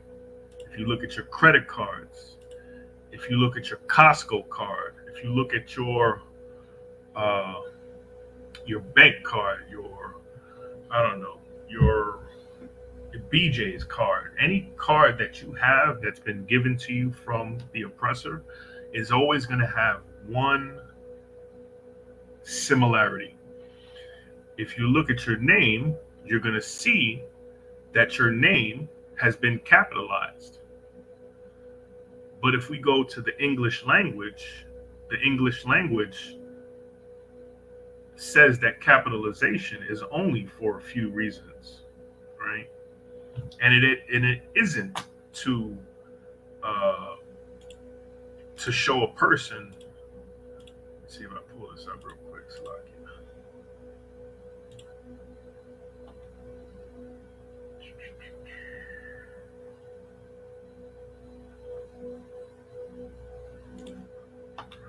Stop this.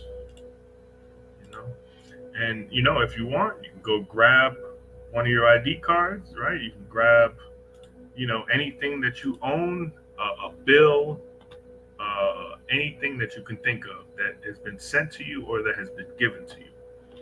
Okay. Now, whenever you capitalize something, and this is going into basic English, right?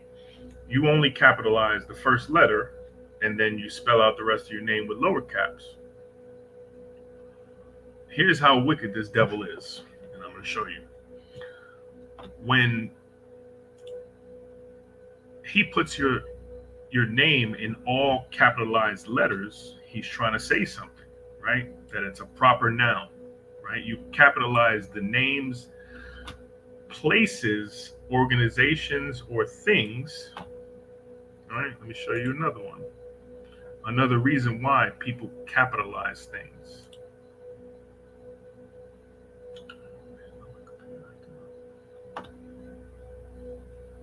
Right? Whenever you capitalize things, you usually capitalize things as company names, organization names, or geographic areas. Okay. Now that's for a reason. Anything that you own, you look at it, your name is going to be in capitals. Okay. And that's for a reason.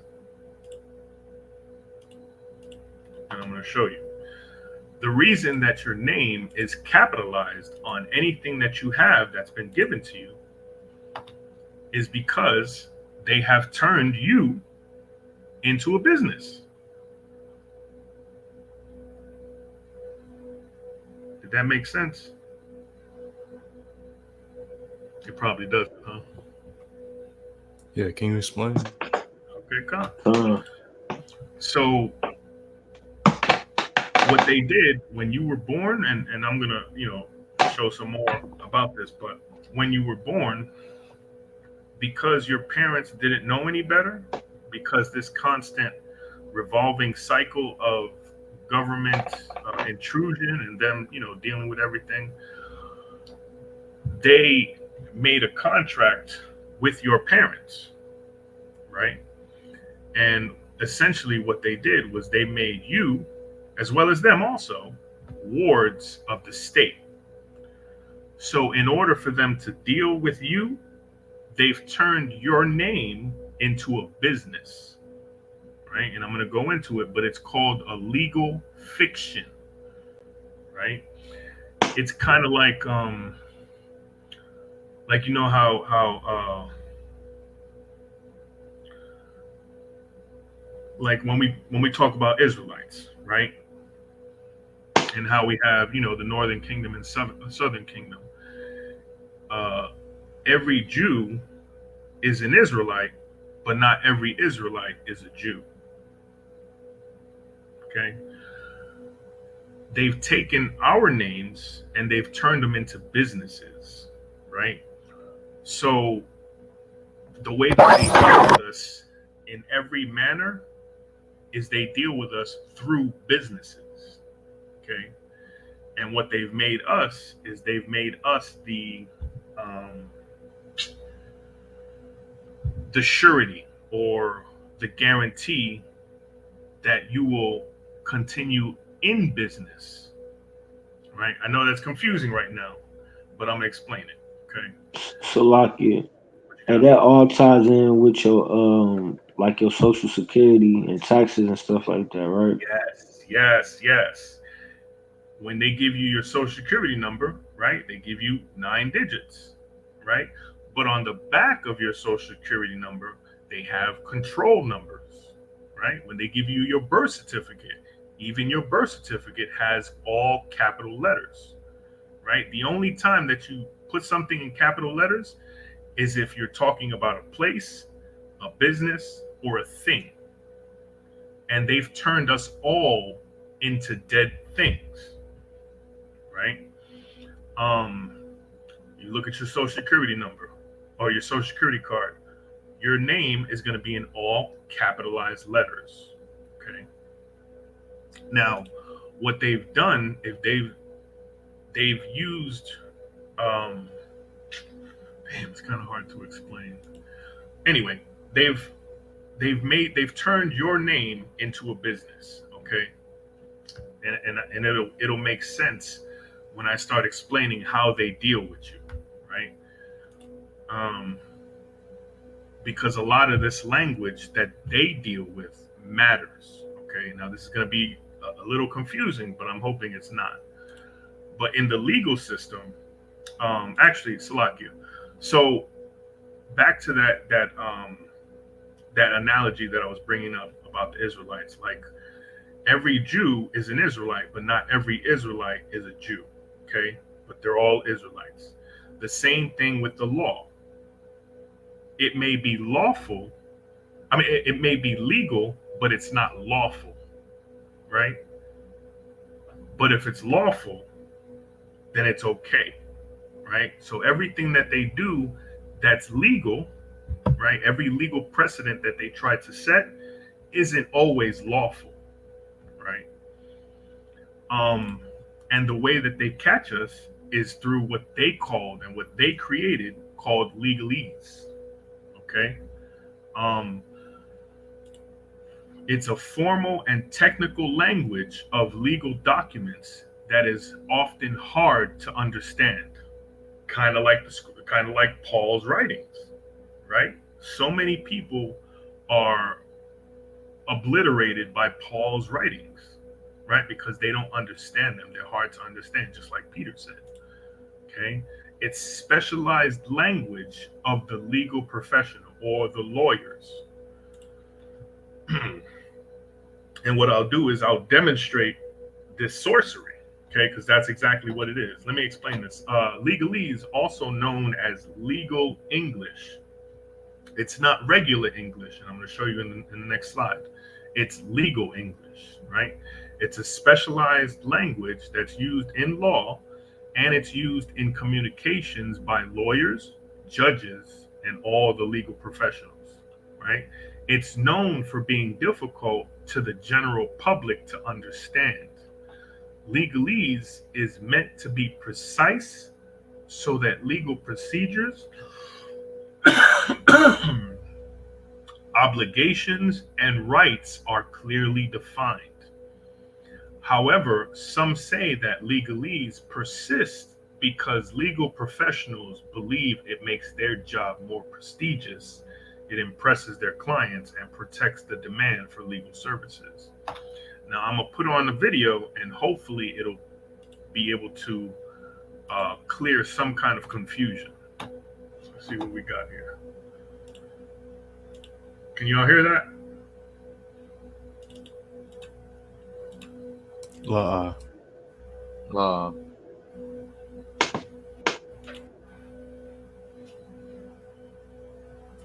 You can hear it now? La. Damn.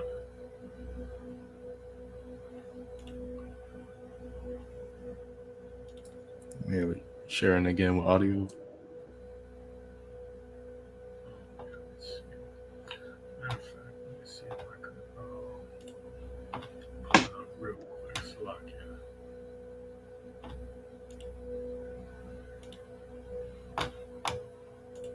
Here's what I'll do. I'll pull it up on the YouTubers. And, hopefully this will answer the question that I'm sure you all have.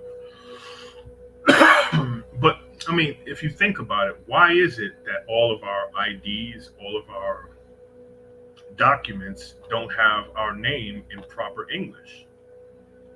Right? Like, nobody ever thinks about this, but it's in plain sight for all of us to see. You know what I'm saying?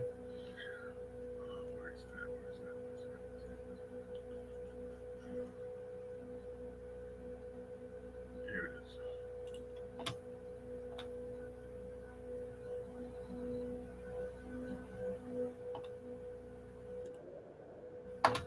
Okay, I know y'all gonna see this.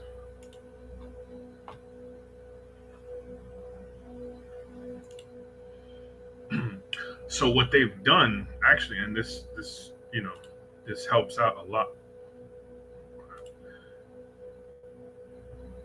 This helps out a lot to understand. Can y'all see that? Oh, we can see it. Con.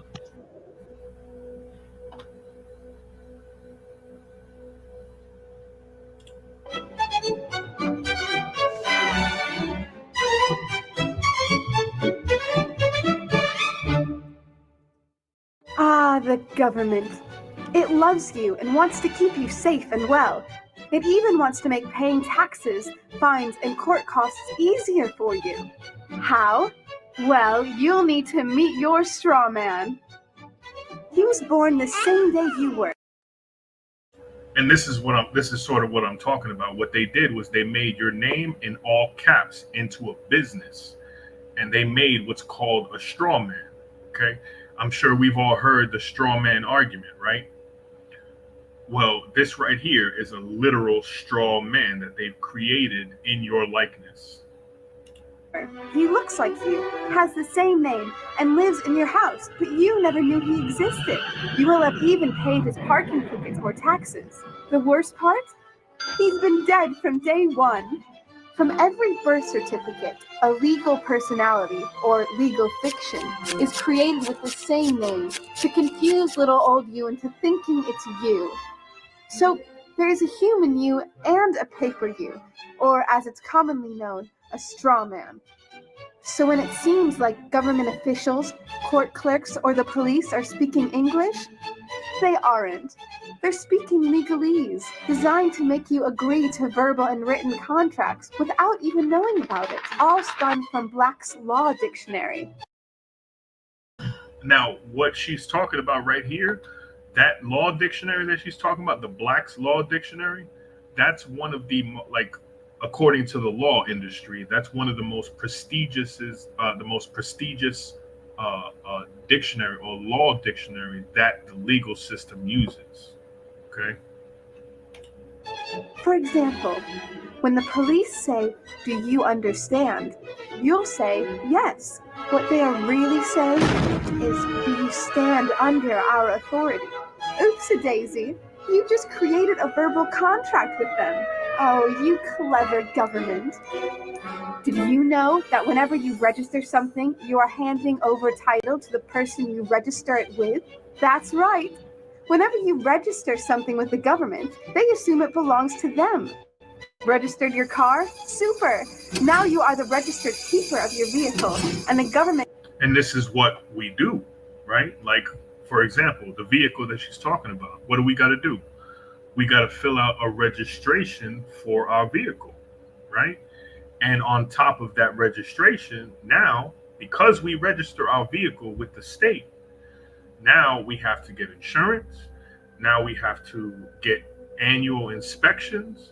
Now we got to jump through all the hoops that they lay out for us, right? Because what we're doing, when you register something, you're giving them ownership, right?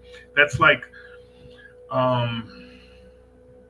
if I have a water bottle and Yashawan wants to use my water bottle, he's going to register with me that he wants to use my water bottle. Okay, cool. But now you're going to use my water bottle, but I have a couple of stipulations. Like, you can't put soda in it.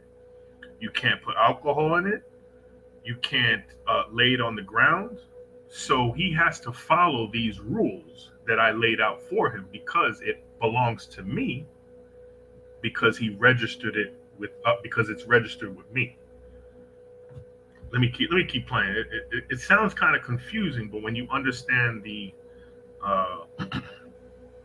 premise behind it, it'll make sense. Con, yeah, I see what you're saying. You see what I'm saying? Right? Like, we register it with the state. So therefore, because we voluntarily registered it with the state, now we have to follow their rules. Straw man's taxes.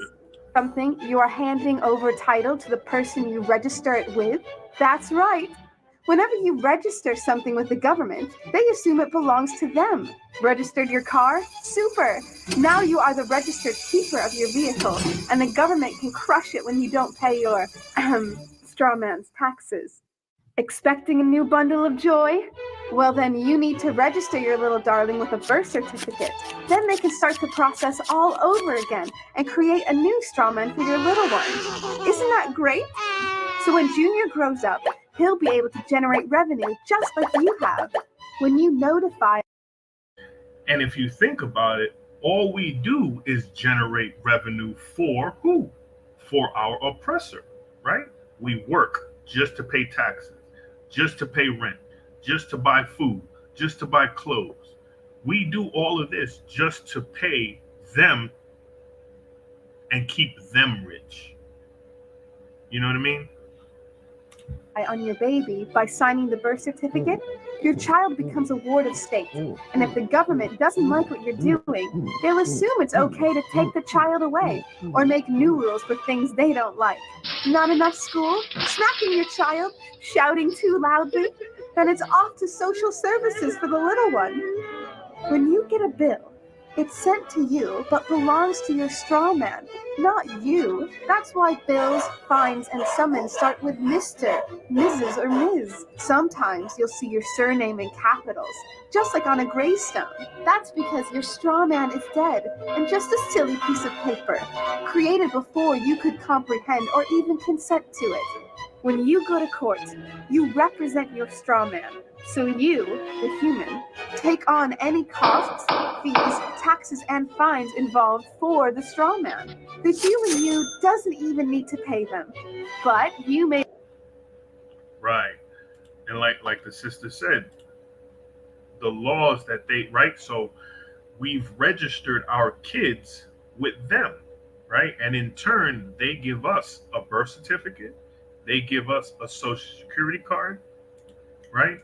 And these are the things that they use to keep us in check, right? So now if we beat our kids, right?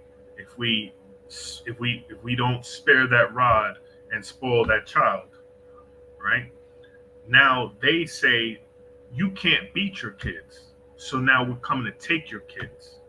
And what exactly are we going to do about it? They have a military, they have police officers out the yin yang, right? They have officials all over the place. And what can we do, right? made a contract with the court by appearing on behalf of your legal personality or straw man, just like the government knew you would. Confused? Well, don't worry. The government doesn't want you to know anyway. If you knew, you'd stop paying things like council tax and parking tickets. Because when you go to court, you are representing your straw man. You are you, alive and made of flesh and blood. Your straw man or legal personality is a piece of paper created from your birth certificate. And you think it's you. What a silly Billy. Would you like to know more? Well, then go over to TPUC.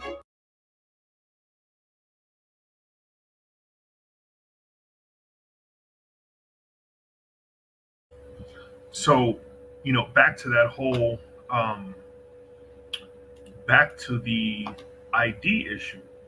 When they give you an ID, it's because you've done what? You've registered with them, right?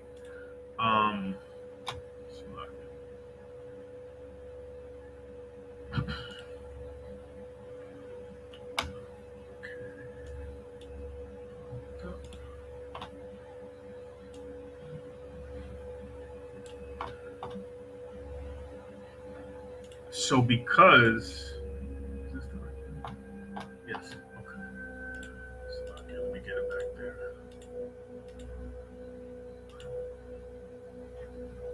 So when we, do things with them, like get a social security number, get a birth certificate, get a license, get an ID card, get a bank card, we're getting things from them, right? They treat us as if we are, like the video said, wards of the state or children who don't know how to take hold of their legal matters, right? So they treat us like children and they give us everything. So in turn, because they create this legal entity for us, they turn us into a slave, a modern day slave. Okay. Whenever we go to court, we get railroaded at court. How many times have one of our brothers and sisters gone into court and said that they were not guilty or that they didn't do the crime, but yet they get the time, right? It is because they have what's called the action verb, right? Like, how the Most High, he can only judge us by our actions, or he judges us by our actions, right? We move closer to him, he moves closer to us. The same thing with this. If we're acting like, right, like if we register a car, we are performing the act of someone who can't take responsibility, right? So therefore, we're registering the car. It becomes their property. Therefore, we have to follow their rules, right? So again, they get us by this legalese, and I'm going to show you how. Skip over that. No, we're going to skip over that. Now we're going to do a comparison on words, okay? In legalese, a person, right, is every individual, firm, partnership, association, corporation, that's the key word right there, governmental agency, or combination thereof, whatsoever form or character. In regular English, a person only means a human or an individual. Let's keep going. An obligation in legalese means an obligation is a legal transaction where a person or entity is required to perform a duty or action in favor of another person or entity. The obligee has the right to enforce the obligor's duty in court and recover damages. It's a binding contract, right? So back to the example of registering a car, right? Because you register the car, a part of that contract is now you have to upkeep the car, right? You have to do the yearly inspections. You have to get registration on it, right? And if you don't do these things, they can do what? They can take you to court. They can take your car. They can take your livelihood. Let's keep going. An obligation in Webster's dictionary is the action of obligating oneself to a course of action, right? Am I going to go to that party? Am I going to give him my water bottle, right? Am I going to lend him my car? Stuff like that. Easy. The legal fiction are often used to apply a rule in a different way than its original purpose. That goes back to that loophole that the sister was bringing out earlier, right? While keeping the letter of the law unchanged. For example, a court might use a legal fiction to make someone come to court by saying they're suing their property instead of them personally. A legal fiction in Webster's dictionary says an assertion accepted as true, though probably fictitious, to achieve a particular goal in a legal matter. And their goal in creating a legal fiction for you is to have you running around like a puppet, right? They're pulling the strings and they're making you do things. Go back to the registering the car. Now they're going to pull the string and you have to re-register it every year. They're going to pull the middle string and now you have to redo the inspection every year, right? Let's keep going. Color of law. And this is how they do what they do, because everything that they do is under what's called the color of law. Now let's look at the legal definition of color of law. It's the appearance of legal authority or rights that may not exist. Let's look at Webster's definition of color of law. The word you've entered isn't in the dictionary. Click on spelling suggestion below or try again using the search bar above. This word color of law is not in Webster's dictionary. This word isn't an English word. This word is a legalese word, meaning it's only valid in the legal playing field, so to speak. Am I making sense or am I just causing more confusion? Con, that makes sense. Following you. Okay, Con.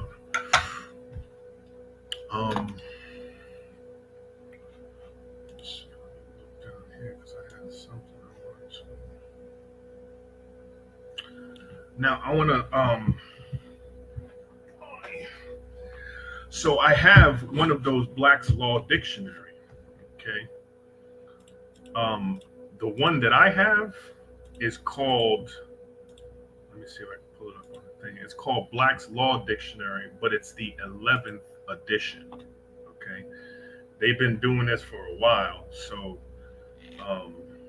the one that I have is the 11th edition. But I'm gonna bring up later the 4th edition because they've been doing this, like I said, for a very long time. But there's one thing I want to read to you about legal fiction.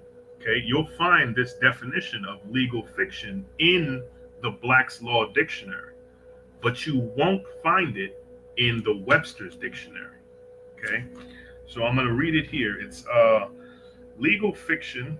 It says an assumption that something is true, even though it may be untrue. Okay, so when they create this legal fiction, they are literally lying to us. But because we appear to be that legal fiction because it has the same name, the same numbers that we do what they want us to do to act as that legal fiction. Okay, I'm gonna keep reading. It says, made especially in judicial reasoning to alter how a legal rule operates. And I'm going to provide more example. I'm going to read actually, let me read this. Okay, here we go. I'm going to read a quote from Morris Cohen, obviously in Ish, right? He wrote this in Law and Social Order, issue number 126 in 1933. Okay. He says, a legal fiction is the mask that progress must wear to pass the faithful but blear-eyed watchers of our ancient legal treasures. But though legal fictions are useful in thus mitigating or absorbing the shock of innovation, they work havoc in the form of intellectual confusion, right? They've done this on purpose to purposely confuse us with what's going on in the world. Okay, I'm going to read, let's read a different quote. This is by Henry Maine, Ancient Law, 17th edition, and from 1901. He says, I employ the expression legal fiction to signify any assumption which conceals or affects to conceal the fact that a rule of law, an actual rule, right, has undergone alteration, its letter remaining unchanged, but its operation is modified. So it's a legalese is literally lying for lawyers.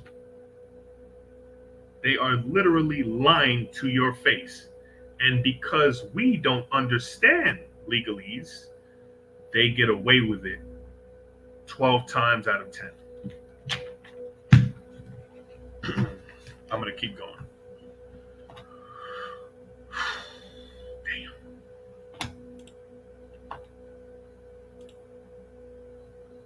Here's another example. In legalese, the word for appearance, right?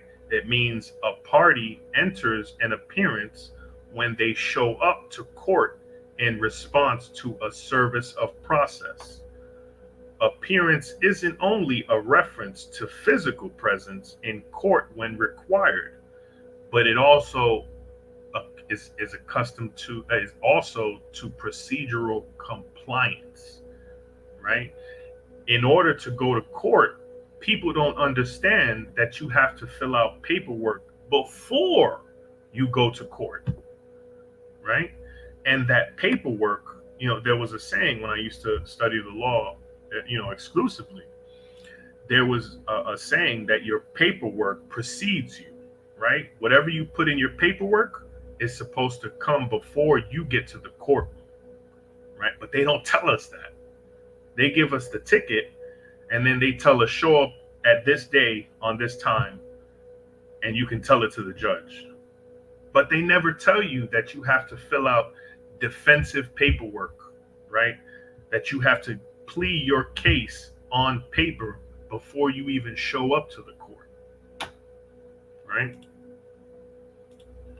So appearance in Webster's dictionary just means an external show, right?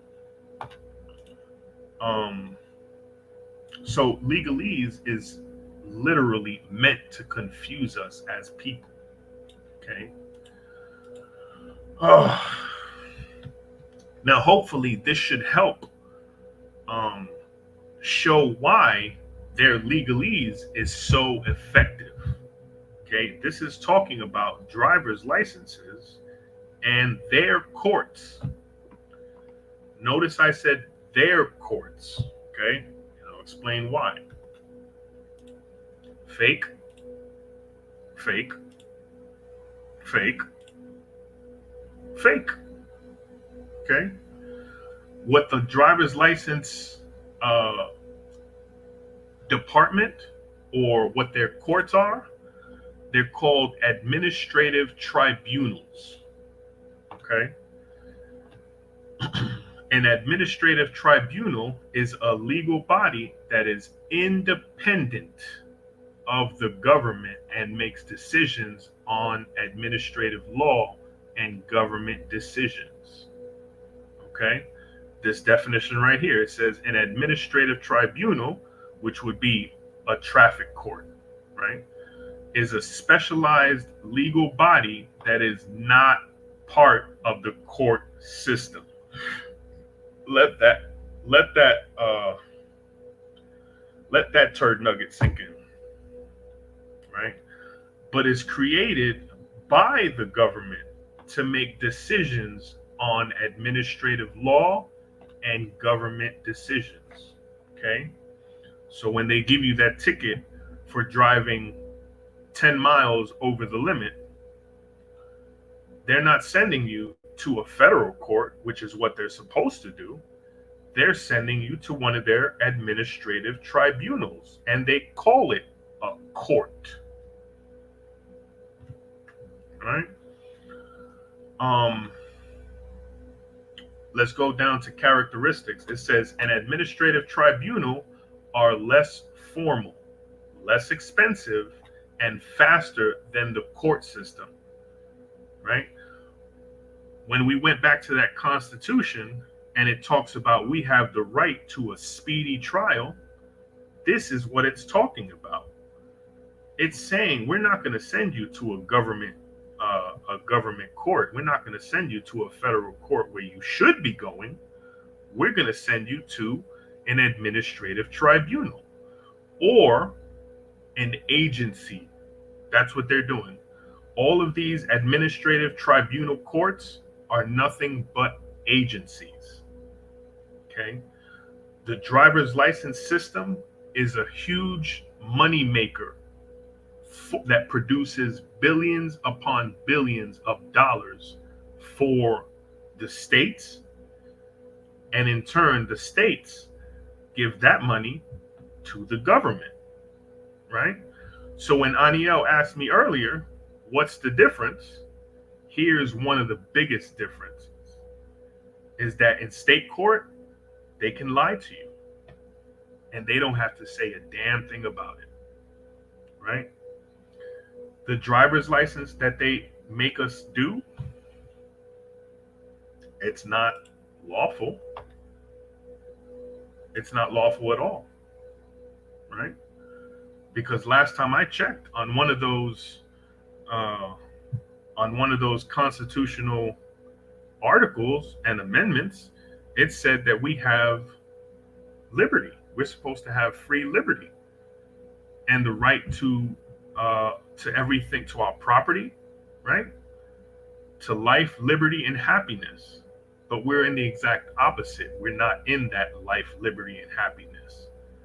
We are slaves to a system that we do not understand, right?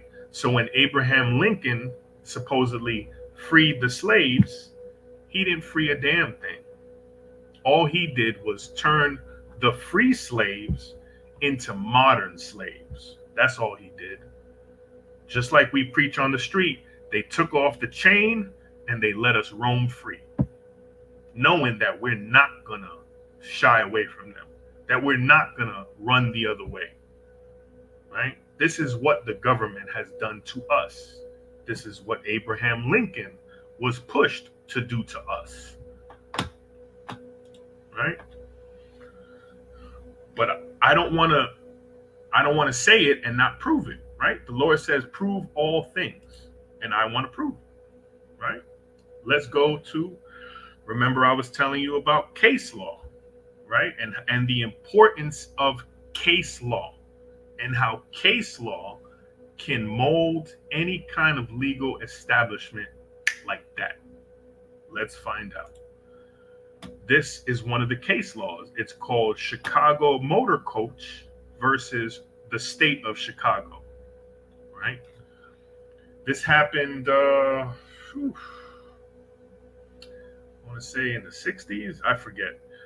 But this is the precedent that the federal government or the Supreme Court established. They established that the use of the highways for the purpose of travel and transportation is not a mere privilege, but a common and fundamental right of which the public and the individual cannot be rightfully deprived, right?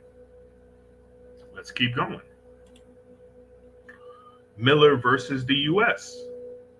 The claim and exercise of a constitutional right cannot be converted into a crime. So if I don't want to get that license, I don't have to.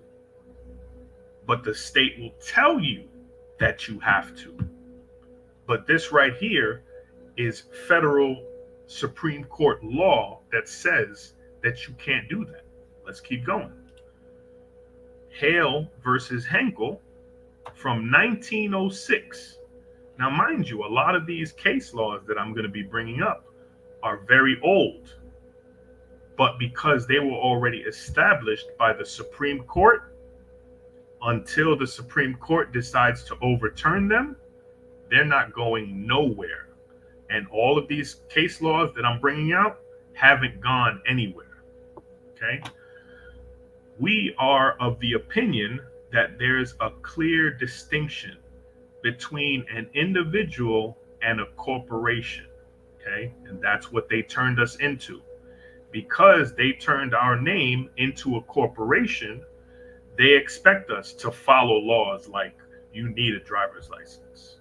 You need to register your car. You need to pay this ticket. But that's not what we're supposed to do, because an individual, like it says here, is not the same thing as a corporation. The individual may stand upon his constitutional rights as a citizen. He is entitled to carry on his private business in his own way. His powers to contract is unlimited. He owes no duty to the state. He owes no such duty to the state, since he receives nothing therefrom beyond the protection of his life and property. His rights are such as existed by the law of the land. Okay, this one's really long. And can only be taken from him by due process of the law.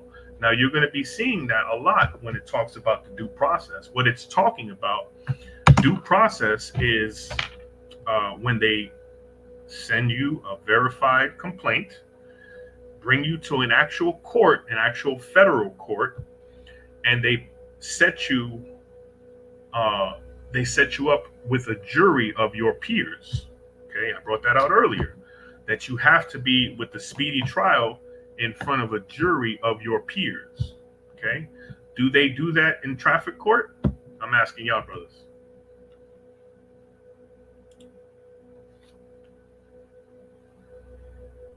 Do they do that in traffic court?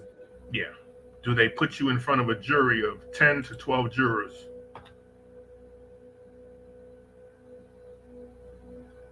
Hell no. They don't do that. They give you that speedy trial that you don't understand, and therefore the judge, now mind you, that same judge gets paid by the state that he's working for, and he's ruling against you. That's called a conflict of interest. That's like if me and another brother get into a spat and I have my sister be the judge. You know she's going to be siding with me, right? Or a friend of mine is going to be siding with me over that person or that that stranger. Right? That's the same thing with this legal system. They are going through what's called a serious conflict of interest. Okay, let's keep going. Hurtado versus California says that the state cannot diminish rights of the people. Due process of law is process of law according to the law of the land. And the law of the land is the U.S. Constitution. Keep going. Murdoch versus Pennsylvania says that the state may not convert a secured liberty into a privilege and issue a license and a fee for it. Do you have to get a license to use your hairdryer? How about a license to run your lawnmower?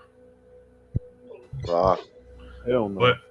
But you can jump on that sucker and ride it down the block, right? But what this just said is that they can't do that, and this is what the state has been doing when they institute driver's license programs, when they institute all these different programs that take our rights as people away, right?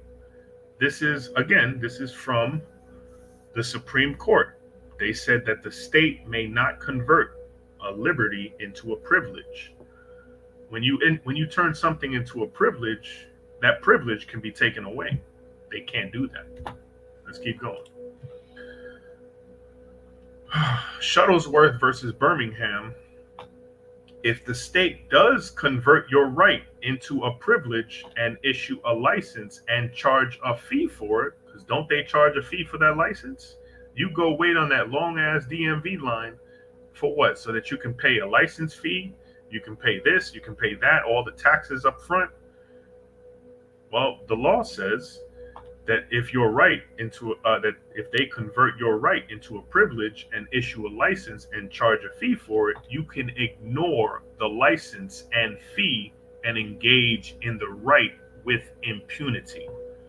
If you don't need a license to operate that lawnmower, if you don't need a license to sit on your couch, why do you need a license for a vehicle that you own, right? Or that you're making payments on with a bank, right? Salakia, long-winded over here, but let's keep going. I'm gonna try and wrap this up. The right of a citizen to travel is not a mere privilege, but a common right which he has under the right to life, liberty, and the pursuit of happiness. All right, let's keep going. No public policy of a state can be allowed to overwrite the positive guarantees of the U.S. Constitution. So what's happening? What's happening is that these police that pull you over, what's the first thing that they say to you? License and registration. They don't say hello. They don't say what's up. License and registration. Well, what did I do? License and registration. That's what they keep doing.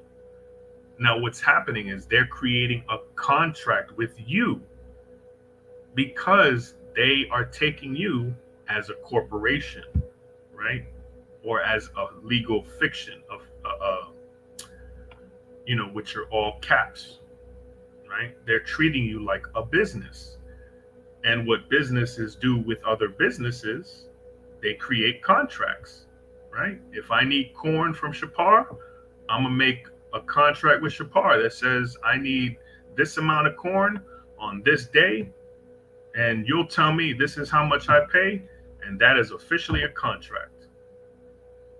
When they ask you for your license and registration, they are creating a verbal contract with you. And when you hand it over to them, you are entering into that contract with them, right? But they've dumbed down this society so much. They've dumbed down our people so much that our people ain't even thinking about this. They're not thinking about that. If they walk into a store, they're starting a contract with that store, right? They're not thinking about these things. They're not thinking that if I give my ID to this gentleman right here because he asked for it, that he's starting a contract with me. They're not thinking about that. But this is what happens every time you get pulled over by the police. Every time a police officer asks for your ID, right? All the police are code enforcers, right? They're supposed to be protecting the people. You know who the people are? The government. That's who the people are. The people ain't us. We're just slaves to their kingdom. This goes into another, it's a smack in the face slavery system, and it's child support, right? Child support and their family courts. This is yet another administrative tribunal, right? Child support actually is an independent private agency owned. It's literally another corporation, right?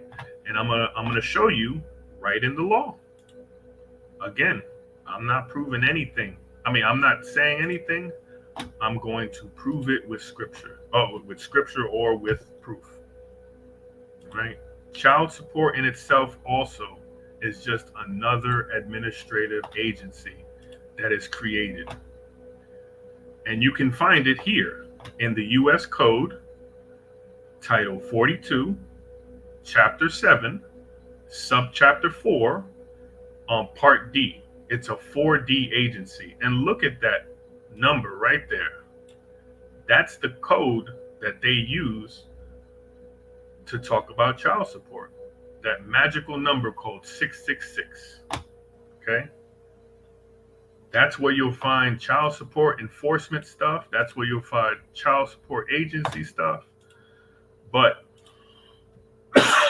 to prove that this is a separate organization, let's go to the Code of Federal Regulations that I was talking about before, the CFR. Okay. We're going to go right here to the Code of Federal Regulations, the CFR. Can y'all see that? Let me see. Okay. Okay, come on. See? 45 CFR 302.12. Right? So I think they have maybe like 1,600 laws or something like that. But if you dig through this, you'll find this. But it says a single and separate organizational unit. Okay. The state plan, again, back to the state. The state plan shall provide for the establishment or designation of a single and separate organizational unit or another business to administer the IV,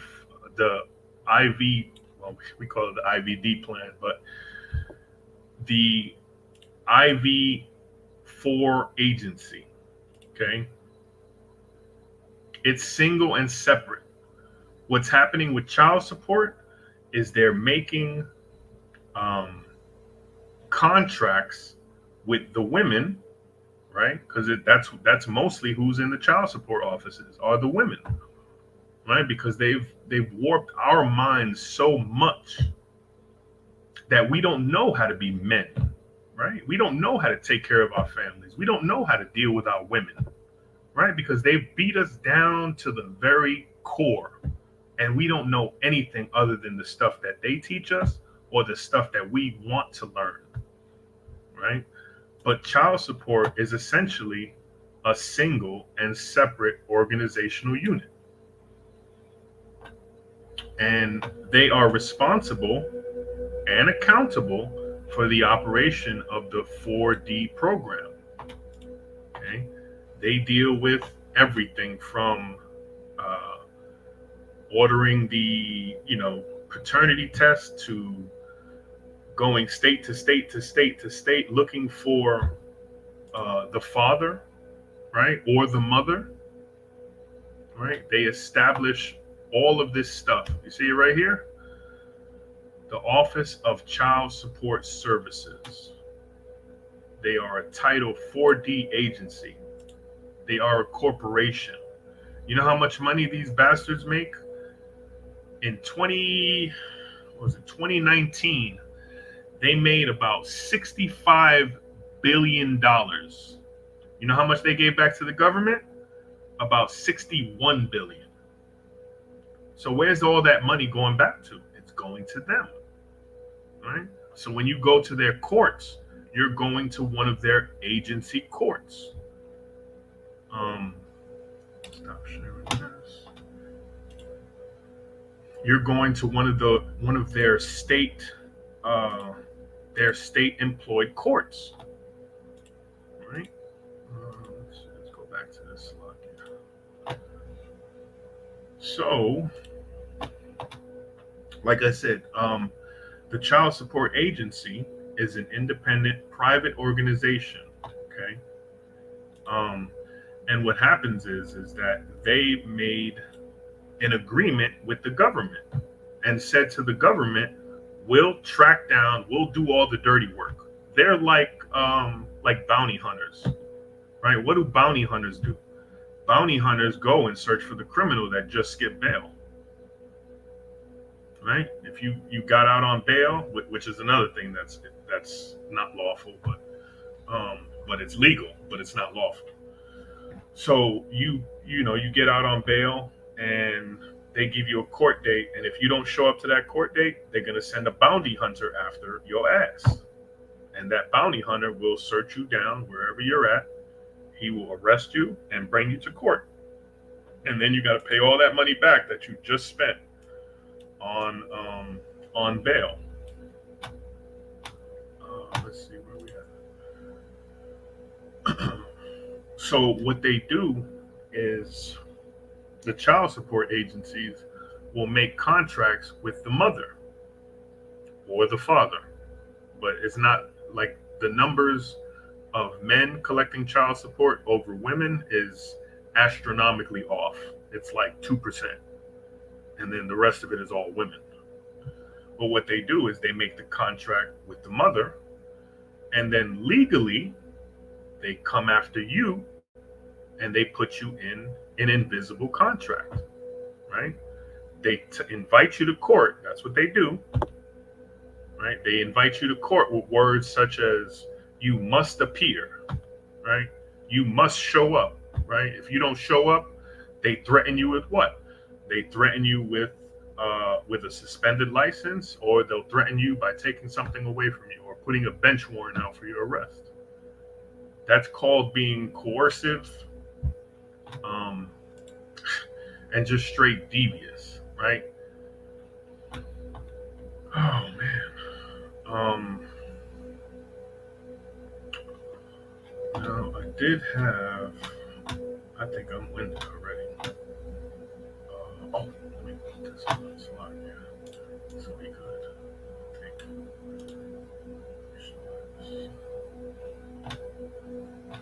Actually,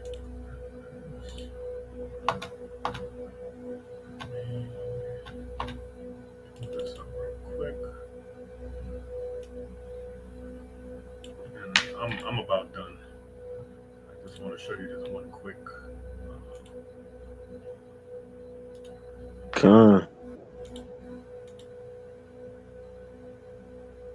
Hey, we can always bring it out for part 6. Damn. I'm done after this. La to the I. Yeah, I'm done after this. I promise I'm done. Okay, here we go. Alright. Let's see. Share.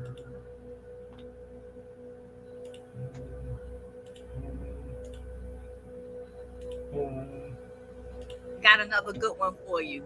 Child support was declared unconstitutional by the Supreme Court. Supreme Court decisions are a judge's Achilles heel. It is their death knell. When you find Supreme Court decisions supporting your case, it's a wrap. Okay, let me read it to you. It's delicious. Okay, child support was declared unconstitutional in a Minnesota Supreme Court. And this is a Judite princess, right? She used to be a lawyer, and she found out the wickedness behind the system, and she was like, "Yeah, I'm good. I don't want nothing to do with this." And she left. She did the honorable thing, and she left the wicked system. If only we could turn this sister into an Israelite. Court ruling for violating the separation of powers required by the Minnesota Constitution in Article 3, Section 1. Further, child support agencies' actions are also unconstitutional due to lack of probable cause.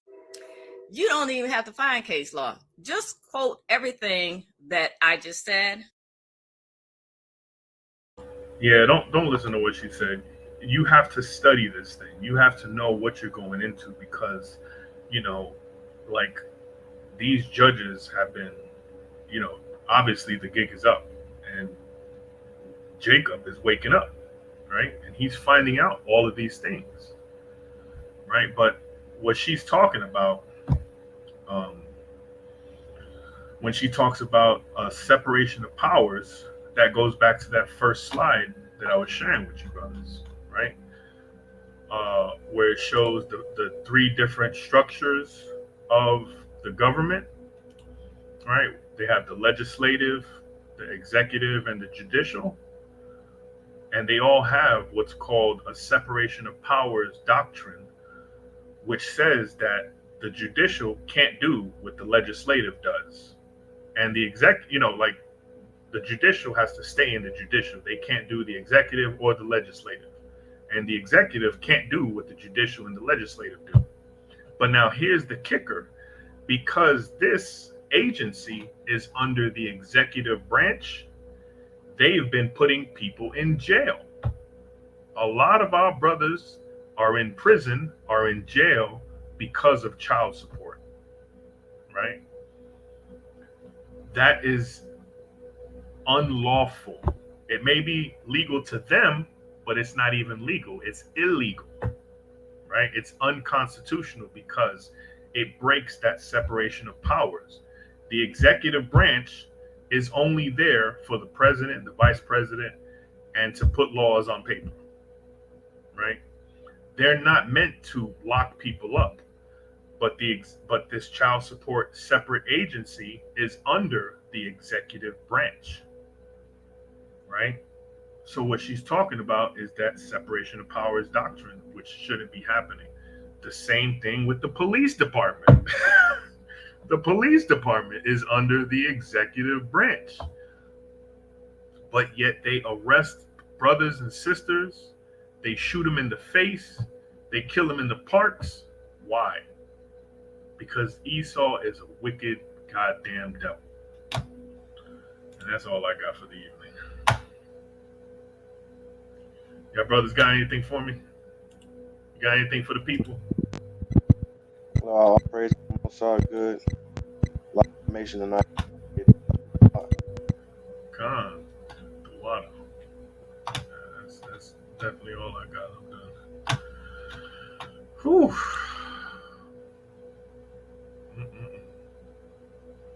Yeah, there's a lot more that like we could have. Can you hear me? Okay. We could have about a 6-hour class off of just the legalities and the lawfulness of the driver's license or the child support agencies. It's insane. It's so serious that is. It is. It's literally that serious, right? So when you ask me the question, what's the difference between the federal and the state? Here are two huge differences. One, they're a bunch of goddamn liars. And two, they still the devil the Bible speaks about.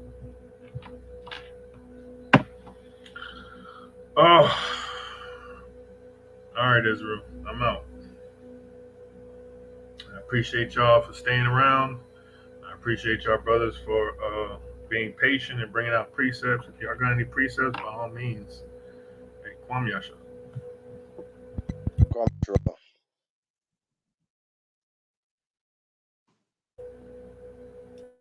You got anything, Cap? Nah, that was good, man. Another mighty lesson. Another well put together slideshow. Hey, we gonna keep going on with it, man. Hey, next time we gotta do another one. Keep going. But nah, we just want to give all praises, honor, and glory to the Most High, man. All praises. All right. Well, there you have it. Cap said so. Hey, Shalom Yashala. Hey, tune in next week. We'll have another mighty lesson ready for y'all. Hey, we love you. Hey, Kwam Yashala.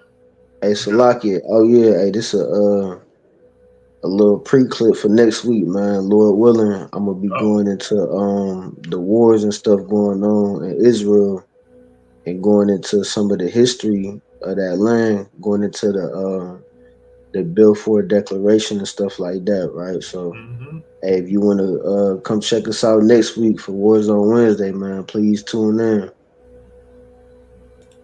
Con. Hey, and I still got some of those videos that I was using before. But hey, Shalom Yashala. Love you. All praise to the Most High. Shalom.